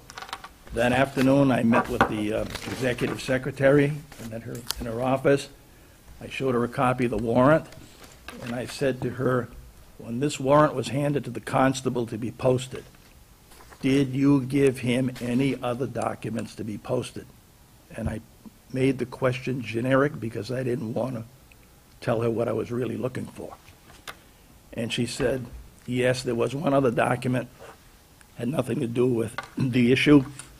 So I pulled out the ballot and I said, did you hand them a copy of the ballot for the election to be posted with the warrant? And the answer was no. I then needed to speak to the constable who did the posting, and we reached him by phone. We had him on a speakerphone. I asked him the same question. When you posted the warrant for the April 1 election, did you post any other documents? And he said, I did. And I said, well, can you tell me what you posted? And he said, let me get my log. And he ran off about 5 or 6 documents, none of which were the document that I was looking for. So then I asked him specifically, when you posted the warrant, did you post a copy of the ballot with the warrant? He said, no, I've never done that. Now, the next one I had to speak to was the town clerk. And I spoke to her on Monday of this week. And she said, yes, we did post specimen ballots, and I said, well, I need to know what you posted. I have to see them. You have to tell me where you've posted them and when you posted them. They posted specimen ballots on the website of the town, on the bulletin board outside the municipal center, on the door to the town clerk's office, on the bulletin board in the central office, and on the bulletin board in the selectmen's room. And I said, is this everything? Is this a complete list? The assistant town clerk was also present when this conversation took place with the town clerk, and they both consulted with each other and said, that's all we know about. So I said, when did you post this? And she said, we did this on the 26th of March. I said, how sure are you of that date? And they looked at some records, flipped some things on the computer and said, we're positive. All posted on the 26th of March. There were two problems that were apparent immediately. Number one, the 26th of March was only 6 days before the election, and the requirement was posting of 7 days. So that was one problem. The second problem is that the warrant directed that the warrant that was signed by the selectmen directed that it be posted rather in the town hall, the post office, and the senior center. So everything that was posted covered the town hall, didn't cover the post office, didn't cover the senior center. Consulted with bond counsel. I presented the situation to him, and he said, Harold, I can't approve it. At this point, this is not sufficient. And he pointed to both of the deficiencies that I just pointed out to you. And I said, well, we're going to need special legislation. I said, the problem with special legislation is that the Home Rule Amendment requires that if a request for special legislation is filed with the legislature and it only affects one town, it requires a vote of a town meeting to authorize the governing body, in which case the Board of Selectmen, to file the legislation. They just can't file it on their own. And we discussed getting around this. And what's going to be done is the legislation is going to be filed. The legislation, and I have a copy of the legislation, at least on a preliminary basis. The legislation is going to have an emergency preamble, and it's going to be filed with the governor's office, and then the governor can file it with the legislature. Now, then it's got to find its way through the process. If it goes to the House, I don't know how long it's going to take to get it moved to the Senate. I don't know how long it's going to take for it to come out of the Senate. And then it has to go back to both branches for final enactment, which is basically perfunctory, and then go to the governor's office. So we're going to have to lean, for example, on the state senator, Senator Moore, to take it through the Senate, and we're going to have to lean on Representative Kuros to take it through the House. This legislation is pretty simple. It happens all the time. If you read the legislative digest that come out in the course of the year, you'll see approvals of the legislature of several deficiencies throughout the Commonwealth where warrants weren't posted properly and so forth. It's a very perfunctory, and it should go through the House and the Senate very quickly. But there are no guarantees. I know, and some of you who are on the committee may remember that 5 or 6 years ago we filed some legislation and to allow the district to use the balance of the funds from this project for some capital projects at the high school. I purposely filed it with Senator Moore. It went through, we filed it in March. It went through very quickly in the Senate and then went over to the House. and it languished in the clerk's office, then went to a committee on local government, held a public hearing on it. I went into Boston to speak in favor of the legislation. Much to my dismay, I found that there were only about 6 or 7 representatives present. I think the committee had like 14 members on it. 3 or 4 of them didn't have a clue as to what a regional school district was. So I had to go through that whole process. It took a long time before the committee released the bill, and they sent it down to Ways and Means, where it languished for another period of time. And to make a long story short, the Speaker allowed the bill to come out of Ways and Means in December. So we had a situation where it took us 9 months to get relatively simple legislation passed. So, Hal, tell me this time it's not going to be 9 months. Well, you know, I served in the legislature back in 1967 and 68, which dates me a little bit. And I didn't run for re-election because I was so bored by the whole process, very frankly. But I saw bills like this go through the whole legislative process in one day, on the governor's desk the next day. So that's what we're shooting for. So I think if you want any kind of a guideline, it's going to be between that and the example I gave you before. So what would we as a committee need to do, Harold? What are the next steps for you? Is there anything the public could do? Well, the next step is the bond council and I to agree on the proposed legislation. I've looked at it. I don't have any problems with it. I'm going to have to arrange with the Millville selectmen to file the bill with the governor rather than with the legislature. I do want, before that's done, I do want to have a conversation with Senator Moore, whom I know very well, is a personal friend of mine, and my wife's. I don't know Representative Kuros, but I want to speak to him. And we also have to have Senator Moore talk to someone in the governor's office to alert them that this is coming in, and how do they want it presented to them, so we don't have the thing rejected.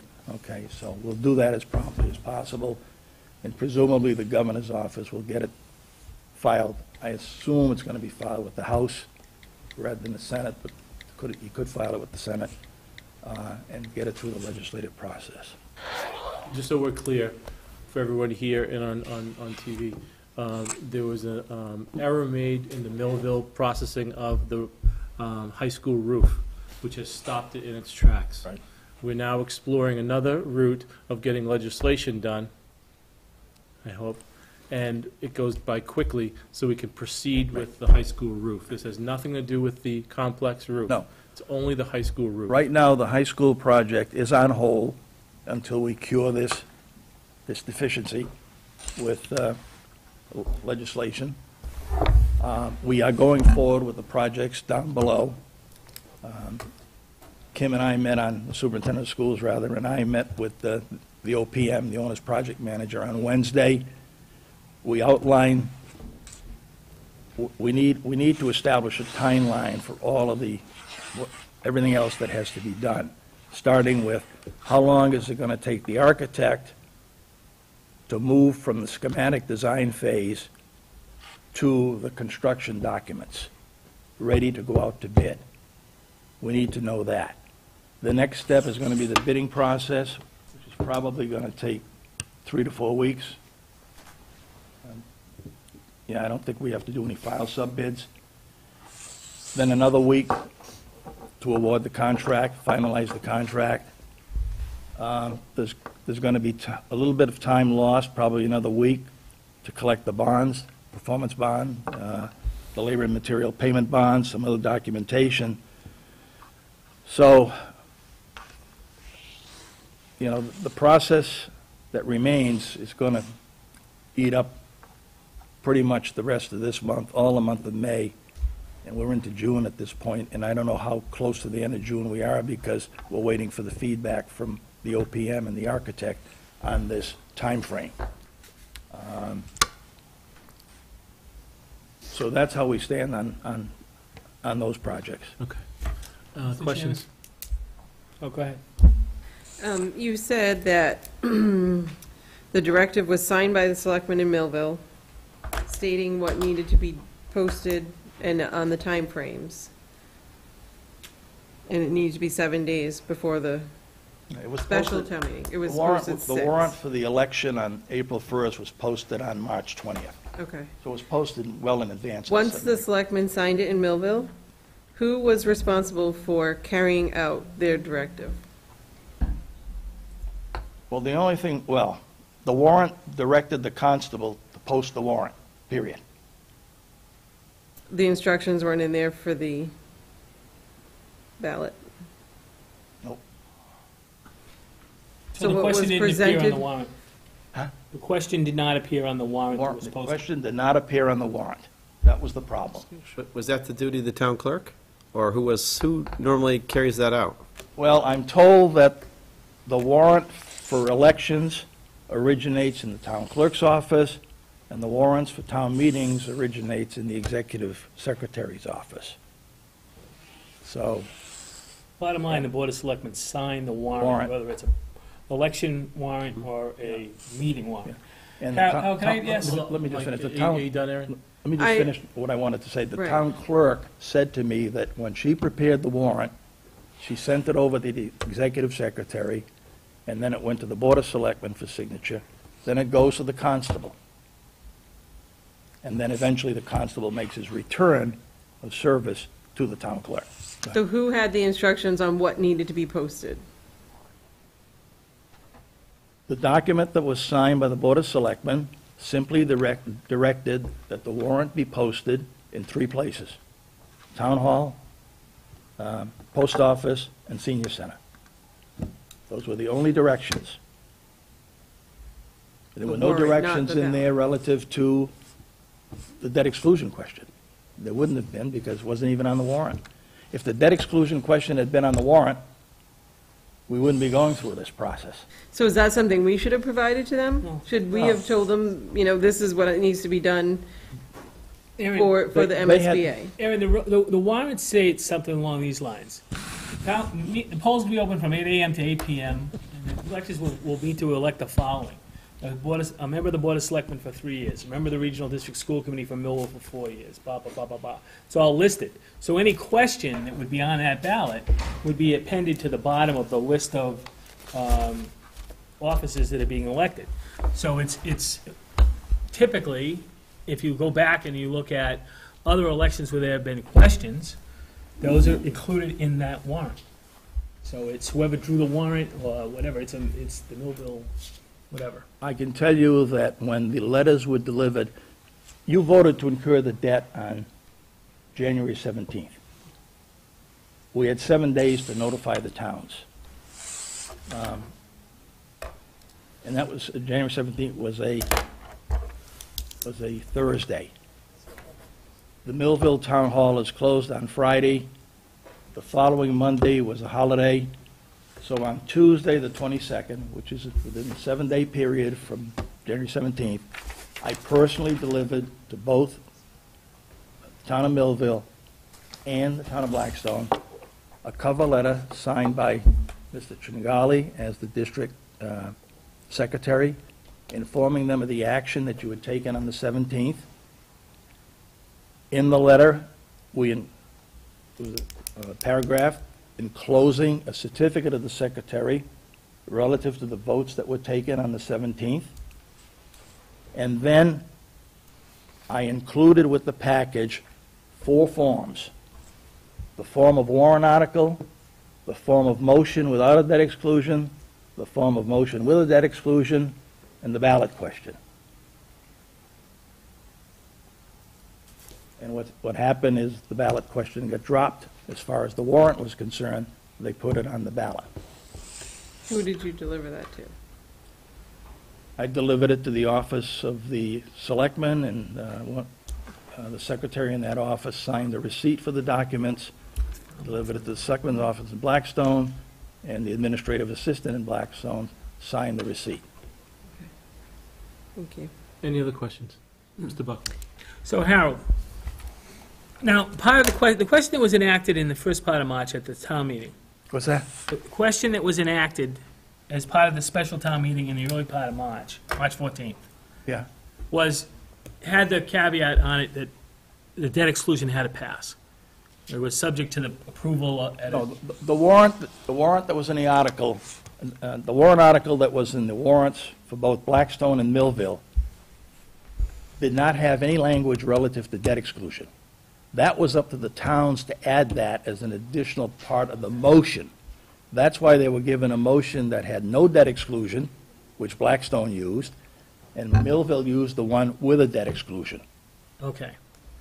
So, follow me along. So now we still are going to need, and are they going to have to go to town meeting or can the Board of Selectmen just submit this to the governor? It'll be submitted directly by the Board of Selectmen to the governor. They don't need any authority from the See if I can town follow this logic. Okay, the assessment to the town of Millville next year is $5,800 for the roof.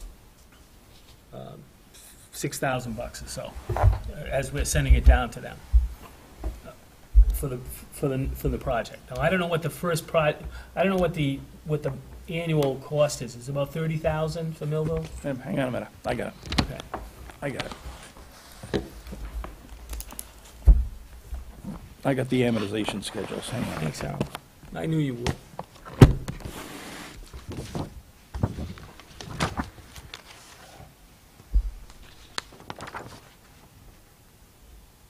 Let's see, this is the regional high school. This is the one in question. The first year is going to be a temporary borrowing. Mhm. The second year will be the start of the 20 years on a permanent basis. The estimated interest cost on the first year for short-term interest is a total of, let's see, $20,426.39. Blackstone owns 71.14% of that, which is $14,531.33. And Millville's portion, which is 28.86%, is $5,895.06. Okay. And then the following year, if you look at the following year, in the next 20 years, Millville's cost for the permanent borrowing starts at a high of $38,686.54, and in the 20th year, it's down to $23,722.92. Okay. So, potentially, if the town rescinded the need for the override now, like at a special town meeting on the 13th, then the project could continue.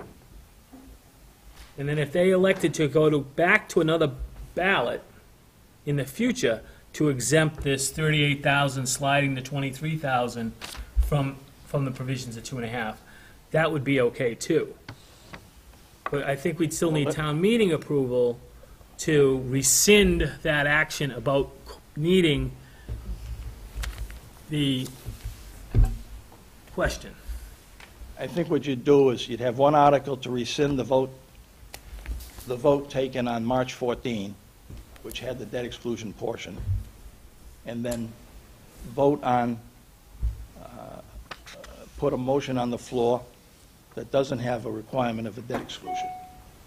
So that way we would satisfy bond counsel and we could move forward, because we could be in a situation where even if the Board of Selectmen act Monday night or Tuesday night, and we get this to the governor and it starts the arcane process of the sausage making, which this will be, we could bind up ourselves in the same situation as we did in '06 or '07 when we basically sat on our hands for about 10 months trying to get this process through the state. Now, maybe they'll completely surprise us and they'll turn around and do it rapidly, but our state representative is a member of the minority party, and our senator, of course, is the Senate pro tem, so that's probably a good thing, but that's only half a glass of water. We need the full glass of water. Nothing against Representative Quiros, but I'm just saying, what's the most expeditious way to get the project off the chute? Because I don't know whether we have another year left in that roof at the high school. I agree. Don't get too hung up about the example that I gave you that took 10 months or 9 months, because there were some special circumstances in there.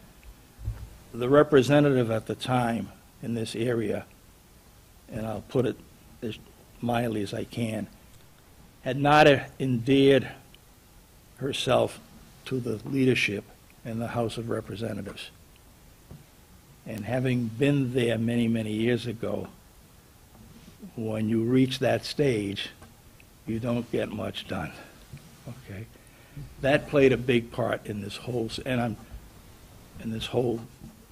whole matter with I'm that. thinking too that Millville had to get was it your election, 2010? They had to get something ratified. They had to go then for a problem with the election process in 2010. I don't know how long it took. Yeah.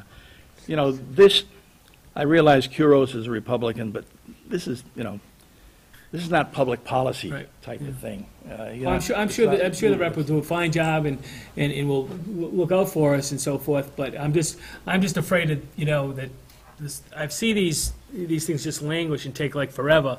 They seem like pretty quick things to us. And well, the bottom line, any delay is bad. Well, I'm just wondering. I mean, if they have to go back to another exclusion, or they want to, in their infinite wisdom, you know, exclude that down the road. If we could get them to, you know, put it on the tax bill, under the levy, at least for the next year, that would be a big help to get the project going. I mean, I don't know how other people feel, but. Kathy? I don't know what the reaction would be. Nova. Or the confusion. The urgency of it, do you feel confident that it would move quicker, or is there things we can do as far as, you know, calling or asking people to make phone calls and? Yeah, I would think this thing could move quickly through both chambers. You know, I have no doubt that it'll go through the Senate very quickly. You know, I think the members of the committee could contact Representative Kuros. He's your representative. I'm not in his representative district. And maybe even some people could write letters to him urging him to get this legislation through the House as promptly as possible. You know, I'd like to make a statement. Go ahead. I don't want to put all our eggs in one basket, because I'll tell you something. This whole roof project, we tried to, in the words of our former chairman, do a giddy-up and get this process going faster. We got delayed once, and this is another huge delay, and I'm really afraid of what infrastructure we put at risk by not repairing that roof. And I would like to look at, I like Mr. Buckley's suggestion of what we call in business a workaround, and look at we should go the legislative route, if that is one avenue, but is there another avenue we could go, as Mr. Buckley described? Because I don't want to put all of our eggs into the legislative basket. I have absolutely no confidence in that happening in a timely manner. And I don't want to paint a broad picture of the state legislature with what happens down in D.C., but why should we take a risk that we're going to push this project off again because somebody made a clerical error? Sounds like to me. Well, it was clerical error, no question about it. So to have to go through legislation, I mean, this sounds like closing a post office to me. It really does. It's, you know, an act of Congress. We shouldn't have to go through that for a clerical error. So is there another process we could use at the same time that may be more expeditious? You know, I certainly would want to run by bond counsel the suggestion made by Mr. Buckley. I don't think he'd have a problem with it, but I certainly would want to run it by bond counsel, because when all is said and done, it's his decision. If you don't get his signature, you can't borrow. I know that I had some conversations this past week with the executive secretary in Millville relative to a possible warrant article coming in to be put on a special town meeting warrant to be held the night of the annual town meeting. And I can tell you that there was no appetite to do that by the Board of Selectmen, and their own town council would not advise it. He said, you're rushing it too much. Your district school committee hasn't even made a final decision on what that article is going to read. You know, he did indicate that they could always hold a special town meeting the following week, the week after. So I don't think you're going to get it acted on the night of the 13th, based on the feedback I got the last couple of days from the town of Millville. But presumably, they could hold a special town meeting some other night other than the night of the annual town meeting on the 13th of May. That could be the I following agree with you, Harold, on that, but, you know, this is to correct their error. I know, but And I just want to make that perfectly clear, that this is not an idea that, like some of the issues that we discussed earlier in the evening, which included, you know, potentially moving children and so forth. But this is to rectify the inaccuracy or the lack of process that is prevalent in Millville. As I look at the general laws, not only did they had two special actions in 2010, one on nominations and one to validate the 2009 elections. So this isn't like the first time we run into problems here. I'm very concerned, and, you know, I know how fastidious you are, Harold, about getting everything corrected. You must have been apoplectic when you popped into the town hall that day. But there is no excuse for this type of error. And, you know, I'm sorry if they don't want to call a special town meeting or put another article on there, and they wouldn't have to if they hadn't screwed up. Okay, and that's probably the strongest words I want to use this evening, but, you know, we need to get this roof on. And, you know, we've jumped through hoops. We funded the work up front. We didn't go back to either town and say, give us any money. And you know, Blackstone, I'm very glad of the support there, and I'm very happy with the support from Millville to pass this. And to be thrown out on a technicality is, well, we just can't handle it. We can't accept that. Well, the only answer I can give you is I can control what I do, but I can't control what other people do. And I think moving forward, if the, whatever we have to do in terms of holding their hand to make sure this next process with the legislator is done correctly, let us know what we need to do or whatever. Kathy? Could we do both? If you want to go forward with the matter of rescinding the action taken by the Millville Town Meeting on March 11th, and then having the Millville Town Meeting vote on the matter all over again without a debt exclusion component in the motion, you're going to have to take some votes tonight and vote to do that, to recommend that. Is that possible for Millville to do it without a debt exclusion? I guess is the question. Yeah. Well, to make it fit in their budget, that would be pretty tough. Right. We'd have to scrape some nickels together for that one. That'll be tough. Not saying no, but right. And then the reason it is a debt exclusion in the first place is because it was hard to fit in the budget. Right. Right. And they couldn't do, Mike, what you were referring to is for the first year, taking care of that small amount. It's only $5,900. Right. They're being assessed this year. In the calendar year, correct? No, in the fiscal year. Fiscal year. so then they could do a debt exclusion the following year as it starts to increase. Yes, I was just trying to get the thing going. Thank So you. they have to find 5,800, not 34,000. No, the first year, it's just under $6,000. Yeah. $58.95. Yeah. So what would we need to do, Harold, to, There'd have to be a motion, a second, and a vote tonight to recommend to the Board of Selectmen in the town of Millville that they call a special town meeting to consider two articles, one rescinding the vote on March 11, and then revoting the matter in the second article without a debt exclusion component. what is the pleasure of the committee? Well, does that still work within the time frame of the MSBA? Because we... Well, the MSBA at this point knows that the high school project is on hold. Okay. And that will be acceptable to them if we do Yeah, it that well, way? The sooner you can cure the problem, the happier MSBA will be, I can assure you, and the happier we'll all be. But the contact person that we deal with at MSBA at this point in time, a fellow named Kevin Sullivan, has been fully briefed on this situation, and he knows that this project is on the back burner. So, Is there any risk in taking that approach? you know, I'd have to check Chapter 59, Section 21C to see if you can debt exclude after you're in the process of a bond issue, even a temporary borrowing. I know when those sections went into effect, there was a provision in that statute that allowed you at that point in time to exclude debt prior to 1980, when these new statutes went into effect. Off the top of my head, I don't recall anything in that statute, which is quite detailed. 59 what, Harold? What's that? What's the section? Look it up faster. 21C. Can you pull it down? Sure.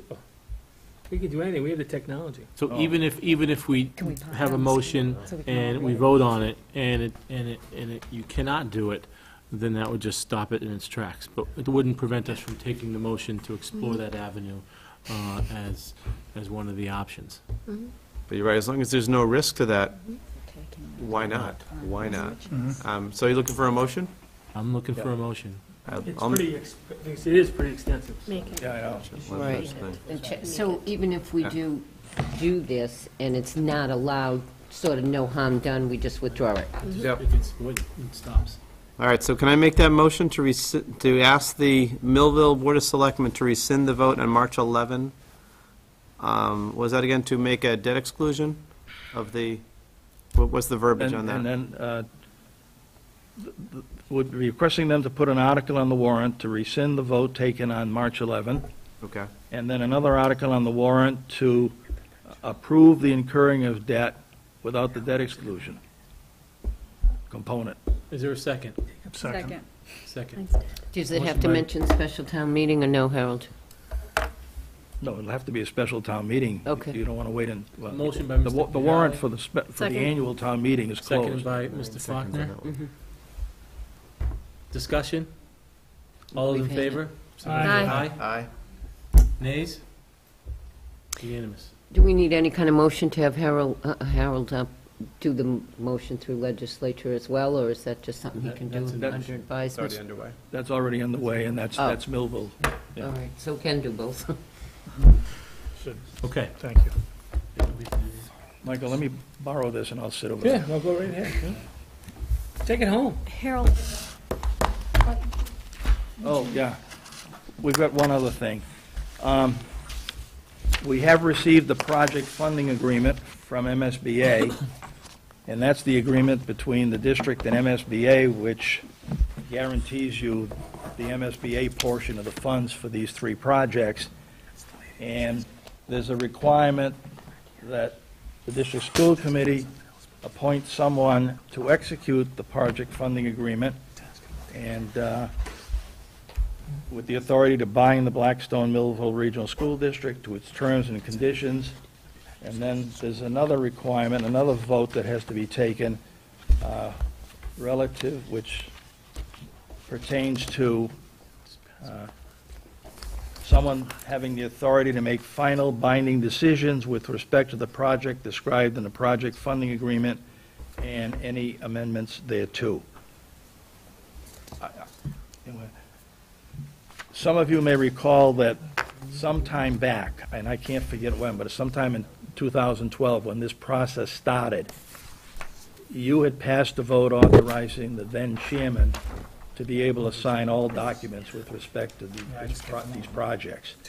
And you had appointed the superintendent of schools to be the liaison between the contractor and the district. These motions I prepared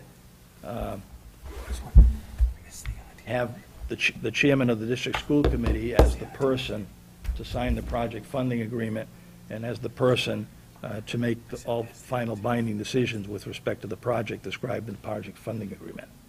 So, how many, I got plenty of copies. You got a copy? We have them. We have them. You got copies? So Yeah. we're going to go with. You got a motion one, you got motion number 1 and motion number 2. I got plenty of copies. Like you have motion number one. I have motion number 1. So do I go? We're talking now about I guess the we project. have to prioritize We're not here. talking about amending the votes that you took on March 20th with respect to adopting your budget. Correct. That's a whole different ballgame. Okay. Okay. All right. So the motions you have should be these. Yeah, that's different, Kim. There's 5 motions, right? No, This is that's, different. this is different. This is just for the project. This is motion number 1. Never mind now. Now to those, though. I was clearing my throat and everything. Pardon? Oh, they're all the same.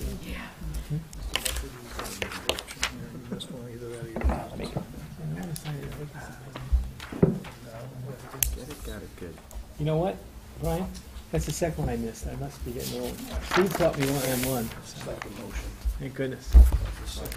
Want to hand one to, Yeah, if I missed one, just another one. did you get the first motion, Monique? Okay, now. Oh, thank you. Good amount. Oh, thank you. Rather be lucky than good. Good standing. Yep, ooh, I was gonna say those wires. Okay, thanks, Harold.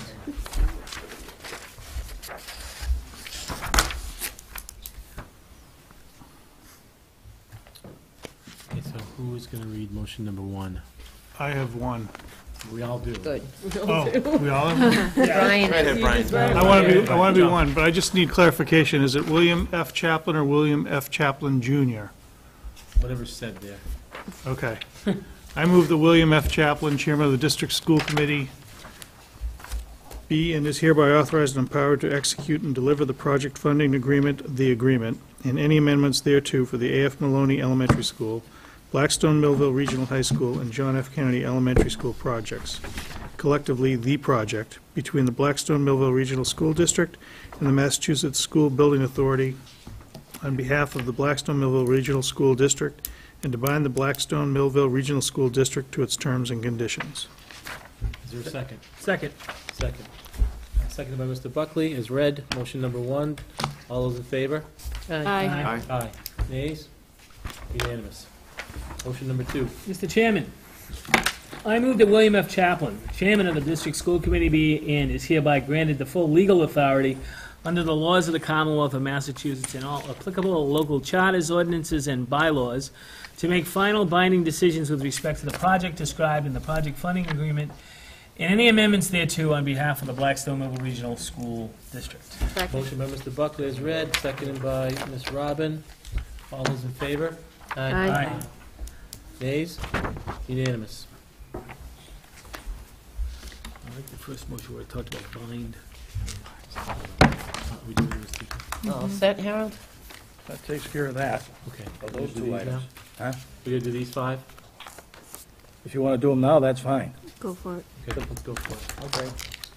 So you got copies? Oh, I'm number 1. I've always wanted to be number 1. Mr. Chairman, I move that the vote taken by the committee at its meeting on March 20th, 2013, adopting a gross operating budget of the year 2013-14 in the amount of $22,112,250 be and is hereby amended by deleting therefrom the figure of $22,112,250 and substituting in place thereof a figure of $21,365,250. Motion is read by Mr. Buckley. Is there a second? Second. Second by Mrs. Robin. All those in favor, signify by saying aye. Aye. Aye. Nays? The vote's unanimous. Motion number 2.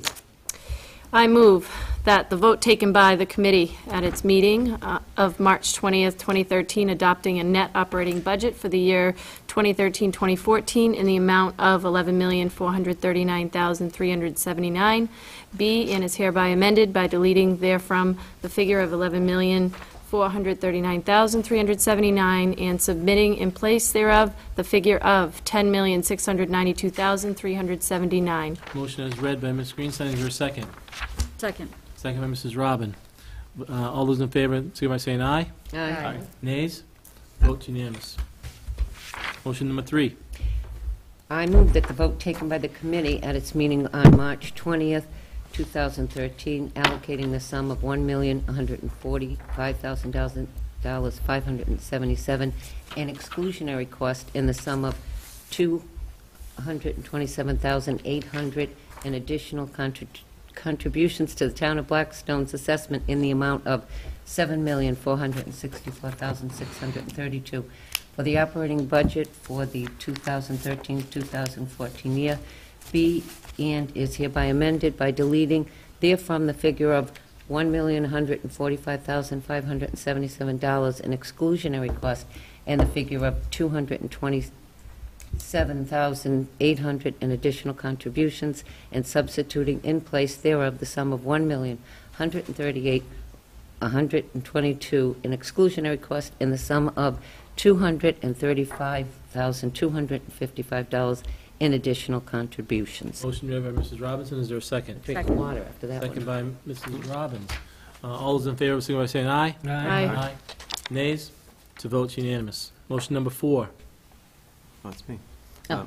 Sorry, I move that the vote taken by the committee at its meeting of March 20th, 2013, allocating the sum of $464,737 in exclusionary costs and the sum of $92,414 in additional contributions to the town of Millville's assessment in the amount of $2,380,747 for the operating budget for the 2013-2014 year be and is hereby amended by deleting therein from the figure $464,737 in exclusionary costs and the figure of $92,414 in additional contributions, and substituting in place thereof the sum of $461,712 in exclusionary costs and the sum of $95,438 in additional contributions. Motion read by Mr. Tringali. Is there a second? Second. Second by Mrs. Robinson. All those in favor, signify by saying aye. Aye. Nays? Vote unanimous. Motion number 5. I move that the vote taken by the committee at its meeting of March 20th, 2013, applying various amounts totaling $1,594,000 to the gross operating budget for the year 2013-2014, be and is hereby amended by deleting therefrom grant funds in the amount of $747,000 and reducing the total figure of $1,594,000 to $847,000. Motion read by Ms. Robin. Is there a Second. Second by Mr. Buckley. All those in favor, signify by saying aye. Aye. Nays? Vote unanimous. Mr. Chairman, I think the point that is important over here is that the assessments that you made to the towns on March 20th have not been changed by these votes. That's the critical portion of everything that you've done relative to this.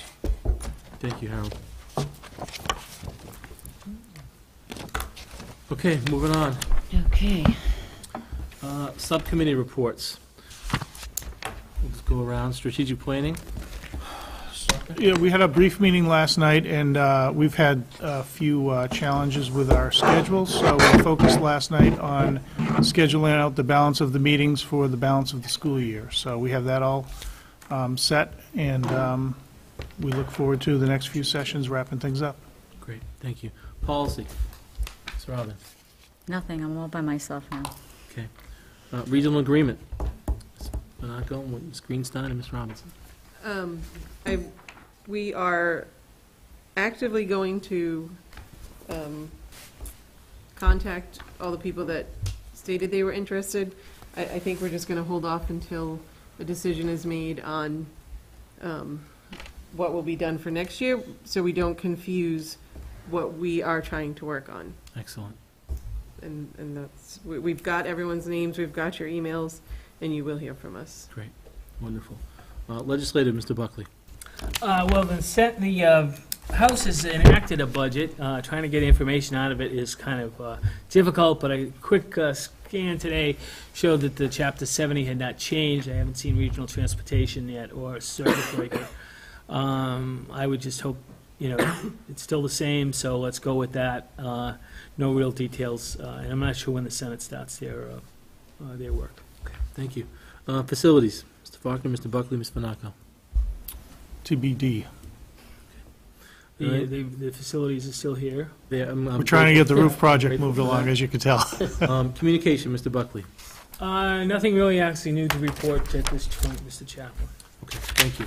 So we'll move along to report of the superintendent. Thank you. I would like to begin with the information that I provided you regarding the kindergarten date. We surveyed 11 schools around us about full day cutoff, if they had paraprofessionals or classroom kindergarten aides, and then the number per student. The number of, there were 3 schools that their cutoff was September 1. The other cutoffs was August 31st. The school committee has a policy, and I've included that for you, filed JEB. It talks about the kindergarten age that the committee set on August 22nd, 2002. The minimum date was August 15th. So at this time, I would ask the committee to consider bringing this back to policy, for policy adjustment, to look at coming to a decision of changing the kindergarten enrollment. So you were asking if we take a vote to go back to policy? Yes, I'm asking you if you would move this back to policy so we can examine this date through a policy, since our existing policy sets the date as August 15th. And in order for us to make any adjustments, we would need to change policy. Okay. Okay, looking for a motion. So moved. Motion to look at addressing the minimum age for kindergarten attendance through our policy is made by Ms. Vanacco. Is there a second? Second. Second by Ms. Greenstein. Any discussion? What exactly are we going to, what exactly is the motion? What are we going to do? Are we going to adjust this now, or are we Review gonna it, I would think. just review it? or- I think review with the intention of looking at data and seeing if it would be valuable for us to reassess our date, our kindergarten date. Well, I mean, if you want to change the policy, I don't think you need to review it. I think you just need to make the adjustment. I don't. So wouldn't we want to review it? I mean, obviously, it Well, was we kind of changed need in to one have the reason. research here. You could actually make a motion to, To waive the change. policy and for the coming year, and then review it again if you need to, but I don't think you need to really, it's not like it's a 27-page policy. It's just, you probably, if you want to change it, you want to change it. So in terms of discussion, let's move towards, what are we looking at towards for a date? Well, the reason I brought this up at the last meeting because I thought it might help us to attract, possibly even school choice kids into the district, as well as, boost some of our kindergarten numbers. We're not even competitive with these that are on our sheet, to say that they'd come here for that reason. And obviously with the hopes of, if they came here for full-day kindergarten, they would stay. Did you have a date in mind? It looks like most of the other ones are either August 31st or September 1. We would need to be attractive with a different date. I mean, years I'm ago, not, I they don't were want to be 12/30. September 1st because then we'd be the same day. Said years ago, they were like December 31st. Right. So, just to say, there's a variety out there. It's, Yeah, my daughter I mean, started looking at 4. what So we is could the pick best a option for, population that would redshirt their kindergarten and keep them back a year, but I digress. So what's the motion for the committee? We'd have to rescind that motion, am I correct? In terms of the motion, the second? Just ask them to withdraw. I'll withdraw. Okay. No, you gotta withdraw the second first. I withdraw the What is second. it, 59? Sign Yeah, withdraws the 59. second. Let's see. Ms. Vanacco? I withdraw. Withdraw the first. So now we need a motion, There's no correct? motion on the floor at this time, so I'll move that we change the cutoff date for enrollment for kindergarten effective for 13-14 to 9-10, September 10th. is there a second? You just went past the dates. I'm missing something. No, we're trying to make it. Well, we can second, and we can have a second, have a discussion. discussion. Second I'll for discussion, Mr. Faulkner? I'll second, so we can have some discussion. Second for discussion. Okay.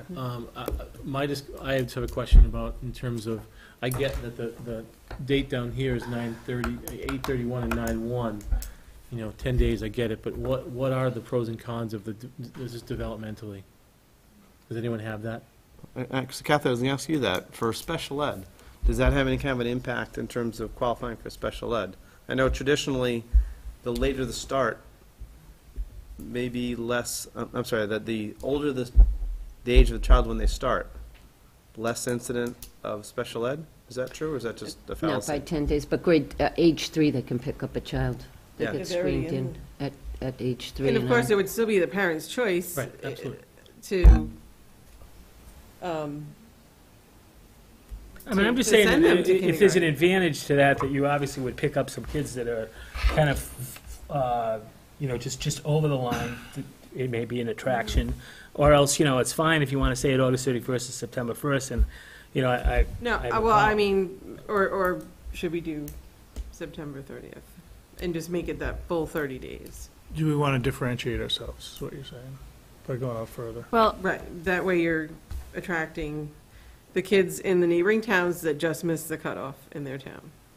That's, but not by, Well, by looking at the data that we're given, we have 8:31 and we have 9:1. I wouldn't suggest going any earlier than that as an educator, because that's putting kids that are almost a whole year difference in a classroom, and it's very difficult to reach all the needs of those students in the classroom with a wide range of, with that wide of a range. So if, and this is just my suggestion, but if the reason is to look appealing, then my suggestion would be to go with what the surrounding towns are doing. well, by that, we're not losing kids, but we're not attracting them either. But I don't want to attract them and then get caught in the educational process of being in the classroom and seeing that wide range of levels. I was going to say, is this an educational decision, or is this just an arbitrary pulling of data out of the air decision? Or a marketing decision. Or a marketing decision? Well, I think it's a little bit of both, and I think if we are looking at data from surrounding towns, and they're clearly 8:31 and 9:1, I think there could be a decision could match both. So the motion on the floor is, as noted, with the date of September 10th. Yeah, and if you want to move it back to September 1st, then put an amendment out there, and we'll vote on the amendment. So, that's, I just threw that out there to say we're 10 days down the road here a little bit, just to say that we have a little bit more.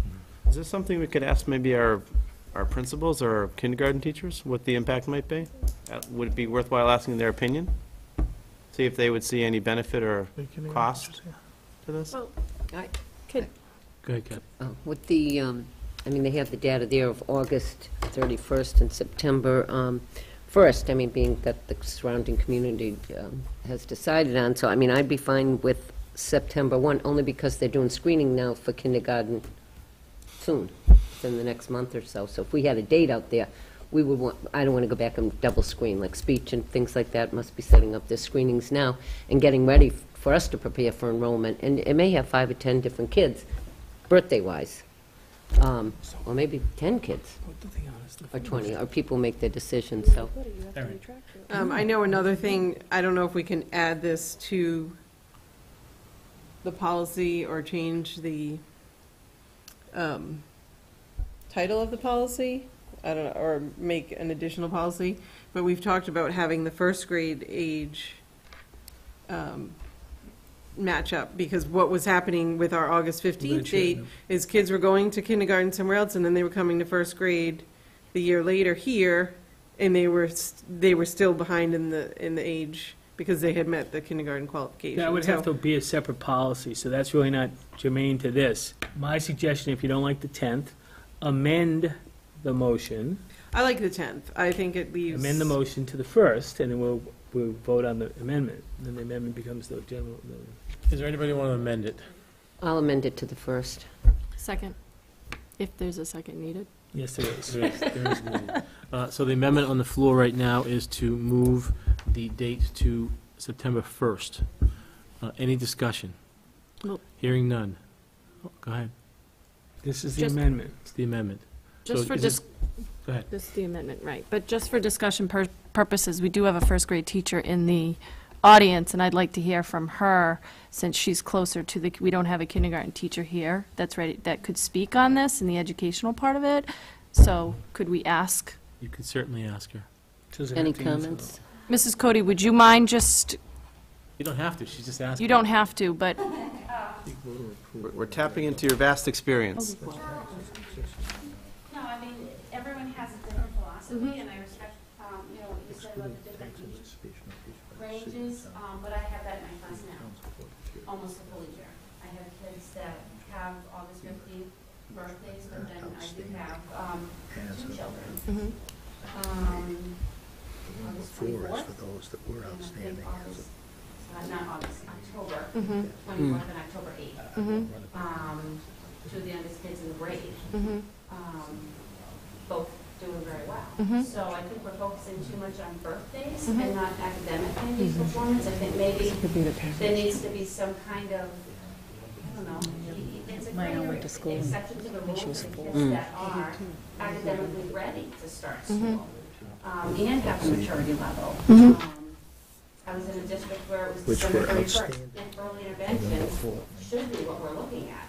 I mean, if there are special education problems, you should want to get them in earlier so that we can identify them and then begin servicing them so that they can, you know, do the best that they can. As a first grade teacher, I mean, I think it's a philosophical decision. There's a lot of research that supports both. You're right. That supports, and the only reason I think, I'm going to say this again, I think I've had the conversation with you, August 15th was strictly based on contractual issues back in 2002 because of our start date. We came to school 5 days prior to September 1. They had to cut off the date somewhere, and they chose to cut it off in the middle of the month. So that August 15th date has no relevance as far as research. It had everything to do with the contractual obligation of the start date, so they had to cut it off somewhere. October 31st, there have been districts that have that date. I don't know. It depends on what our focus is and what we're looking to do. I mean, if you're looking for early intervention, we should move it back to December 31st. I think I was just remembering back when you presented for another classroom teacher. I think I remembered, and correct me if I'm wrong, but just the wide range of levels. And I think that in the back of having that in the back of my mind and knowing that, you know, going into first grade, the people that did miss the cutoff were put in first grade. So I think that's what I was. Because they chose to private kindergarten and then came in. So I mean, there are a lot of age ranges regardless. Okay. But again. All right, so let's move this along. Thank you. If Do you we want my could. vote? No, you're not voting. I just want to point out that obviously, I mean, I've been at meetings where parents have written letters to the committee because they felt their child was ready. So, you know, if there is a parent that feels their child's ready to go, they're going to send them if the age requirement's there. And if not, you know, they have the option not to, so. Okay, so we are going to now vote on the amendment. Kathy. To amend the date on the Kathy had a- motion. I'm sorry. No, I just had just a comment on the, when Erin had said about, you know, moving in from different towns, because I remember Milford, it was a full year of, so I had a second grader that was actually, in our district, it would have been a second grader, he was a third grader and things, so I think that, for me, speaks all to more the reason that if September 1 is what everybody else is using, school choice and things like that, use September 1. Then you know when they're going into second grade, these kids will probably be the same age. And about the early intervention, once again, they're recommended and screened from age 3 on if there were problems. So I don't think so much that the special ed piece is weighing on December 31st or August 15th or September 10th. They should be followed and they can be screened prior for speech and related services outside of the school. All right, so there's an amendment on the floor.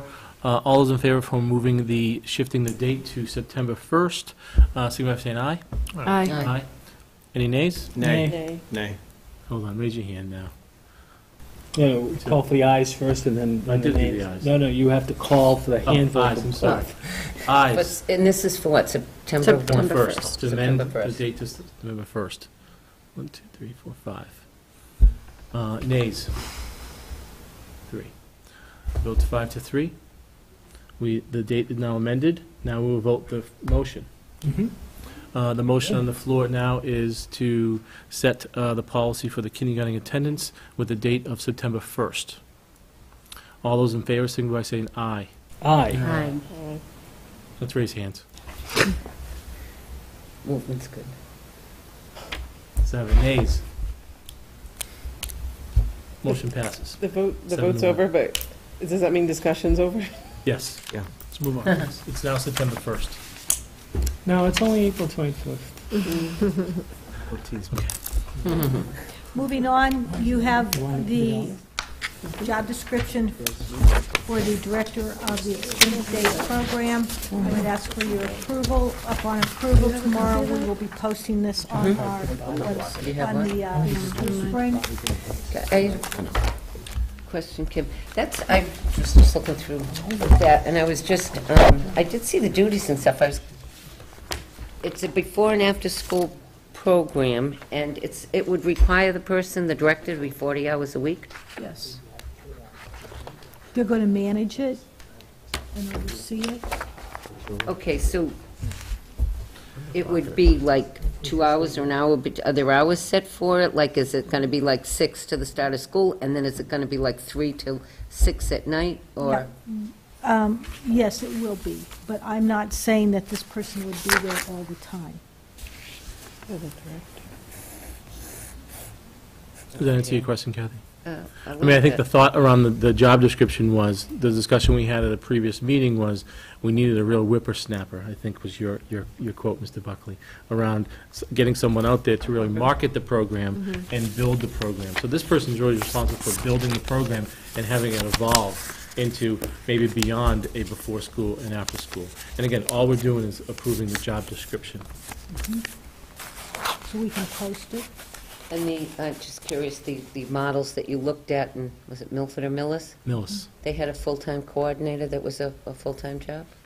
Wow, okay. Almost all of them are full-time. and Yeah, I just know we Hopkins have some full-time. programs. But it's now, like a understand that stipend. it's going to be self-funded. Yes. So this will be funded by the fees that parents pay. And the overflow funding of that, if We it's go up and into a running? revolving account that would be Ours to centered on that. spend? No, I believe that it would be, really pretty much want to, just like when we did run a daycare many, many years ago, that those funds stayed within the daycare, when Little People's was actually affiliated with the school. So we're looking for a motion. So move, Mr. Chairman. Second. Motion by Mr. Buckley, seconded by Mrs. Robin, around the job description for the director of Little Coats BMRSD Extended Day Program. All those in favor, signify by saying aye. Aye. Aye. Any nays? I like the name, by the way. So moved. Little Colts. Thank you. On the budget issues, we have a meeting scheduled 6 o'clock, April 29th, which is Monday. We will be meeting here. I would just suggest, I mean, we're getting really down to the wire with money and where it's going. I know it's a budget subcommittee meeting, but is it maybe worthwhile for, there's only a couple members who aren't, but Kathy, you might want to attend, just because, you know, we're getting towards the end. Is that 29th? Monday. Yeah. Okay, 6 o'clock on Monday. unless it's canceled, I do have other thing at town hall I have to do, but I will make it if I can. Okay. 6 o'clock? That's it. 6 Sounds o'clock. Here? Here. Yeah, Monday. Thank you. You also have in your packet, or on the table for you, meeting dates for the FY14 year. This is not on the calendar or the agenda. It will be on the agenda for the next time. This is just for you to look at. If you have any adjustments, then we certainly will have discussion. We can make those adjustments prior to the vote. That will be placed on the agenda for our next meeting. Okay.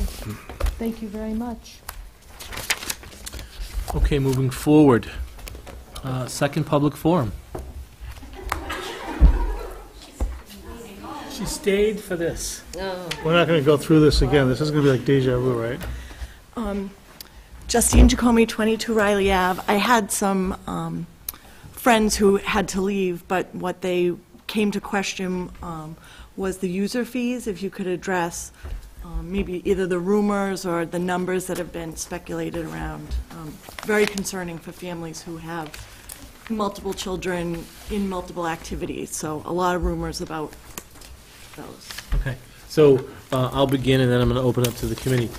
Again, we looked at the data and the surrounding towns, and I believe our fee has been $80 for several years. I would say more than maybe 5 years.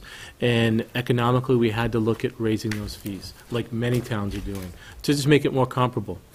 So those decisions were based on data that we've seen. There is a cap in there that's some towns have, not all. We understand your concern around financial, but we have the same financial, and we want to keep the sports going. I know we have data where we've helped somewhere around 60 families currently in terms of partial or full scholarships and so forth, and we will look at continuing to do that. So I'm going to open up to the committee if they have any other thoughts on that. Yeah. Mr. Johnson was here, but I believe he left. Yeah, he had to leave. Yeah. I just want to mention that we've already voted on new fees. So if people aren't aware of them, could we, just state what they were? Because these are in place for next year. Okay, I think we tried to look at minutes, but I wasn't sure. Yeah. I'm not sure if they've been approved and posted People yet. thought it was Okay. still being talked about. Kim, you can. Yes, we have approved user fees, $140 for music, $200 for athletics, $325 for football, and the cap is $600. $600 per child or per family? Family. Per family. Per family. And if there are families out there that can't afford that, who would they contact for that? In the past, what they do is they've contacted the coach, the athletic director, or myself, Mr. Duchamp. We've worked with families and will continue to work with families. Okay. We certainly have absolutely no expectation of turning anyone away. We won't do that. Yeah. I mean, they're so important. And people were, I'm not good at math, but that's a big increase. But if you look at the area, we were probably one of the lowest. Right. And now we're at least comparable. And again, we don't want to look at getting rid of sports. We don't want. And some schools are getting rid of sports, or doing pay-as-you-play, which is really tough on families. So it's probably been a long time coming, and so it just. It's a big jump It was because low there while was- it was, right. while we could, and. Yeah, the other thing is that we're also encouraging a renewal of the boosters programs. The band has a good boosters program, for lack of a better term for it. There was a strong boosters program to get football started. The problem that we've seen is that these different teams start competing against each other and chasing the same dollars. So we've been talking about and looking at, is there a bigger boosters umbrella that we could put over the sports programs to help to defray some of the costs? And I would say, as a member of the middle school PTO, that our money too is stretched, and we're trying to fund after-school clubs and some more academic things. So even from our point of view, we would love to help with that. And there's just everybody's picking from the same bucket, and it does get really difficult. So. But it does foster creativity too, because we've seen some pretty creative things done. I mean, those after-school programs didn't exist a couple of years ago. Now they're in place. Football didn't exist, and it's in place, and there has been help from. But there's a lot of creativity and there's a lot of energy people put into that, so it's This is good my to 8th see. year in the district, and I can say, I've seen 100% change in communication, activities for the children. The middle school, I am absolutely thrilled with and look forward to, moving on to other schools. But my last question is, and I tend to not phrase things very well, so I apologize if it doesn't come out right. I know that in past years, when we've talked about budget, we've talked about severe cuts. Umpteen teachers, this program cut, that program cut. Not a scare tactic by any means, but a lot of information that was very scary for families. And then the budget passes, and there's found money. I don't understand the budget process. I don't pretend to. I know sometimes it comes out of supplies and pre-ordering this, or maybe more Chapter 70 money, but I know a lot of people have talked about, is this moving, moving 5th grade and 4th grade and cutting teachers, like, is all this going to go away and be a moot point similar to past years? And I was hoping someone could address that. Well, I mean, I would hope not, okay? Because I think what you're talking about is trust. And we want to build trust, you know, with the community and the stakeholders, you know. And I think when those times happen, I think it chips away at it. And I think, again, my focus when I was over there was, you know, can we make this more transparent, this budget process? You know, that's going to be our goal moving forward. So in July and August, you know, we're going to be talking to you about FY15. So, you know, I hope it's clearer moving forward. And I'm all for finding supply money and not having to let go staff. Obviously, it turned out in a positive, but I think, as you mentioned, it did chip away at that trust, and not being involved in all of your end. From this end, sometimes it doesn't look as transparent. So I just wanted to put that out there. It's a great point. Right. And I think as a committee, we're really focused on making it transparent. So I'm hoping that you'll see that in the future. But We've seen a lot of changes. And I think if you don't, please hold us accountable. Okay. Not you, Esther, but she'll just let me know what she's thinking. There you go. I have a bigger pool. I don't have any pool. Thank you very much. Thank you. Appreciate it. I just want to talk about the user fees. I know a lot of people have been asking about this. Going from $80 to $200 in a year seems like a big increase. In sports, we're in the Dual Valley Conference. In the Dual Valley Conference, Hopedale, user fee of $200. Sutton, $200. Douglas, $100. Nipmuc Regional, $375. So BMR, we're going up to $200. Whitensville Christian, just to be fair, has $0. So we're pretty much right there with the other schools in our conference. I know it is a big jump, and it was probably, we should have raised them incrementally. And family salaries similar, like family medians? Well, Hopedale, Sutton, Douglas, it's pretty similar. Nipmuc, which is Mendon Upton. You may say that Whitensville Christian is free, but they get a thing called a tuition bill. Yeah, they're They may be different. included in that. And we're more than willing to share this data with anybody. We'll post it, we'll put it, you know, and you can look at it. But I do think that the numbers I looked at was, you know, how many families are we helping right now? And we're not going to turn anybody away. We don't want anyone not to play a sport. I mean, I told the committee, you know, that, you know, I have a daughter that, you know, does dance, and I shell out $900 a year for that. So I think families are shelling out money. I just think we have to kind of we have to get our numbers back up so we can continue to have all the sports and activities that we have.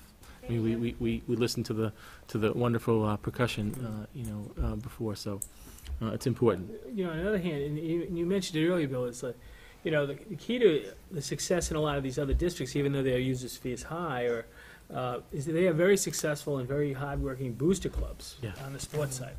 That is multiple sports, not just one sport and so forth. And you find an example is the hard work that the Music Association delivers. So, you know, that's kind of hand in glove with all. And we're looking at creating an athletic boosters club that would really service and model the music infrastructure that they have. Anyone else?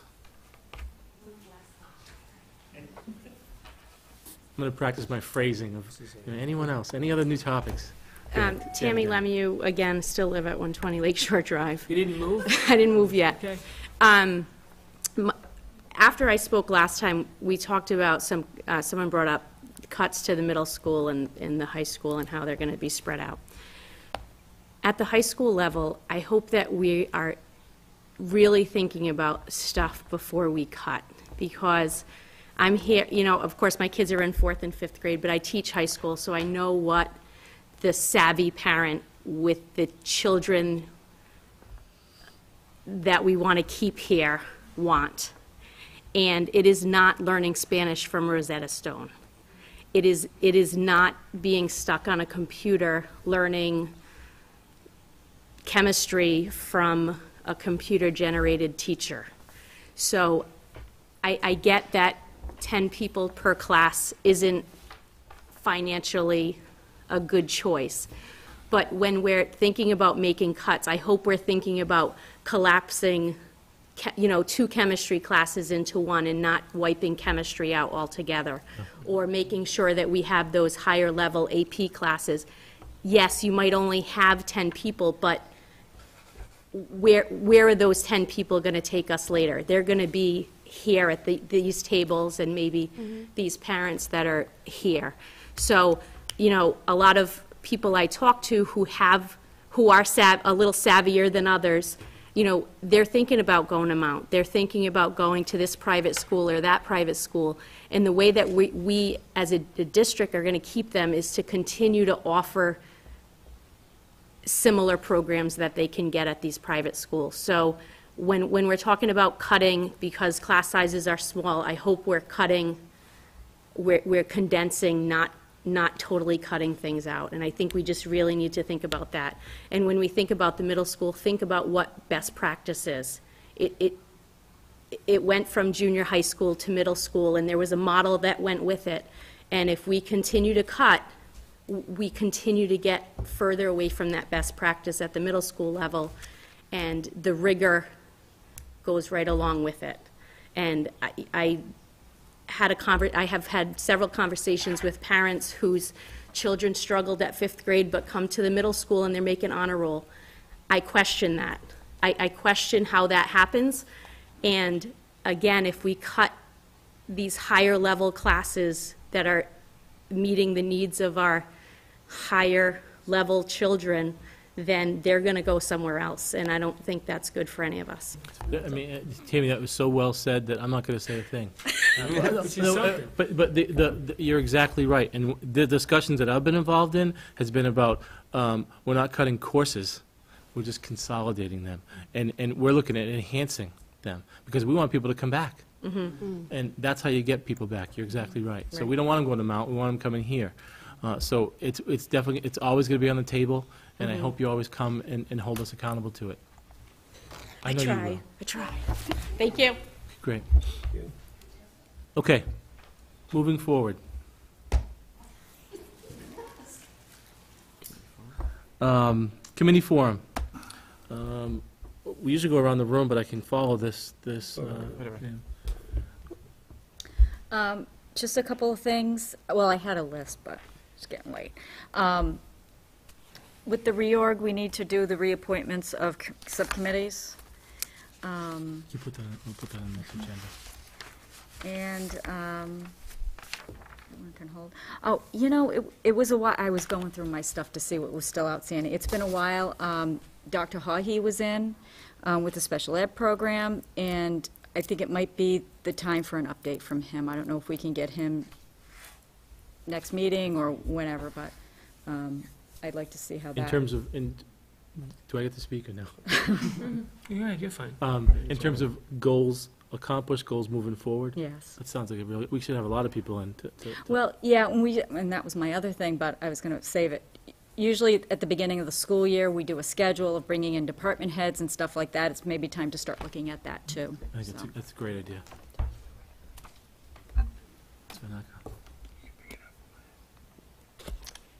There was a letter in our packet from Dean Sheridan about the cafeteria funds. Or is this something we need to address, or Kim.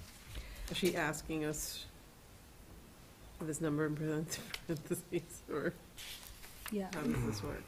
Yeah, no, we don't need to address it. We can talk about it in the budget meeting, open meeting. And actually, to go along with what Diane was saying, I had requested quite a few months back. Well, it was good seeing you. So we put another quarter in the meter? Your lights, we don't What's get you, yeah. wrong with your TV set? Yes, we really gotta move it I'll go along. quick. I had requested for a demonstration from robotics, since they were new this year. And we would like to see, what we're working on, I think. Oh, thank you. Thanks, Bill. Requested what, Aaron? We've had visitors from, Yeah. STEM, and I had requested for robotics to come in so we could, that was the new elective to the high school this year. Oh, okay. I just want to remind you that I asked for that. It's my turn? You guys are all business tonight, aren't you? So there's some fun stuff going on. Millville Variety Show, the 5th or 6th annual? What are you doing 6th this annual? year, I think it's at least Nothing, the I'm 6th. watching. I'm staying in the stands. So that's Friday night and Saturday night. Rumored to be the best show in town. It's the only show in town, but it's still the best. And I wanted to thank Mr. Todd Schaefer and the 7th grade band for finally getting me to Symphony Experience. Really enjoyed it. The kids did a wonderful job. And we saw a couple of other bands too. And boy, the kids coming up, what talent they have. It's amazing. So that was a great experience. And I also wanted to just mention the other night there was a special recognition for our former chairman, John Eldridge, in Blackstone. The Blackstone Selectmen's Room was named for him, and very nice ceremony, very well done. And I want to thank him for his time, and hope that he'll still be available to do some giddy-up training for our new chairman. So get out of here before the lights go off next time. Thank you. Thank you, Harold. Wait till you get to me. I think that was a shot. I think it was. No, I'm all set. Beachside. Well, first I want to thank the parents and the teachers for coming out. Unfortunately, I wasn't here in the beginning, but I think it's important to come to the committee and to share with you, share with us any thoughts that you have or concerns, because if it doesn't come in front of the committee, we don't know about them. So I think it's important to share any concerns you have, and positives too. The second thing I'd like to do is invite the curriculum director on May 9th to share with us some initiatives or some ideas that she may have going forward to next year to see where we're headed, along with some professional development. So I'd like to see that at the next meeting. Mr. Buckley. I really don't have much, but I just want to point out that I believe that the fiber optic cable is being installed both here and at the high school, which means that's our next step in the technology broadband as we're increasing our offering here. So that's a good sign. You know, nice to see the Comcast trucks on the site, and the fiber has been strung, and I believe it's been brought into the building. So. Hats off to Mr. Tupin and all the folks that have been involved in that process. Glad to see that that's a long been awaited upgrade that is now about to happen. So that's about it. Thank you, Mr. Buckley. Mr. Tringali. There's a couple events coming up. Hope to see some of the runners out there soon at Sunday, April 28th, the Kevin Gignac 5K road race. It's actually a non-competitive race, so everyone can come. Bring strollers, your dog, whatever you like. It goes from the high school over to Roosevelt Field, and that's to benefit Kevin Gignac. And actually, the following week is the Corey's Crusade, the Corey Gaudet road race as well. That's May 5th at 9 o'clock. And I hear there's a very big response to that. A lot of the sports teams are participating in that, and I'll be at least at one of those. I'll try to get to both of those and hope a lot of people can get there as well. Will you be leading the We'll pack? cheer you on. We'll see. We'll see. Well, it's an out and back, so Out and back. Oh, okay. maybe I'll lead on the way back. I don't know. Good deal. Great, thank you. And for me, you know, I'm glad I didn't call anybody selectwoman this week, this meeting. It'll get easier each time. And I think after we get through this process of the budget, you're going to hear me talking a lot about Vision 2018, because I do think we need to start talking about what we want this district to look like in 2018 and backward design. And I'm hoping to have a lot of active members, obviously on this side of the table, but more so on that side of the table, because we really need to get moving. And sometimes we settle and think a district is good, and I'm never going to settle for that. I want the district to be great. When I moved here 15 years ago, I had a choice between Blackstone, Franklin, and Milford, and I chose Blackstone because the school system was stellar. And I want to get us continuing moving towards that as well. So you'll hear more about that from me as we move forward. So that's it for me. So I am looking now to move the meeting along. So moved. Agenda. Move. Is there a motion for adjournment? So moved, Mr. Chairman. Second. Second. First by Mr. Buckley, second by Mr. Robinson. Yep. We're adjourned.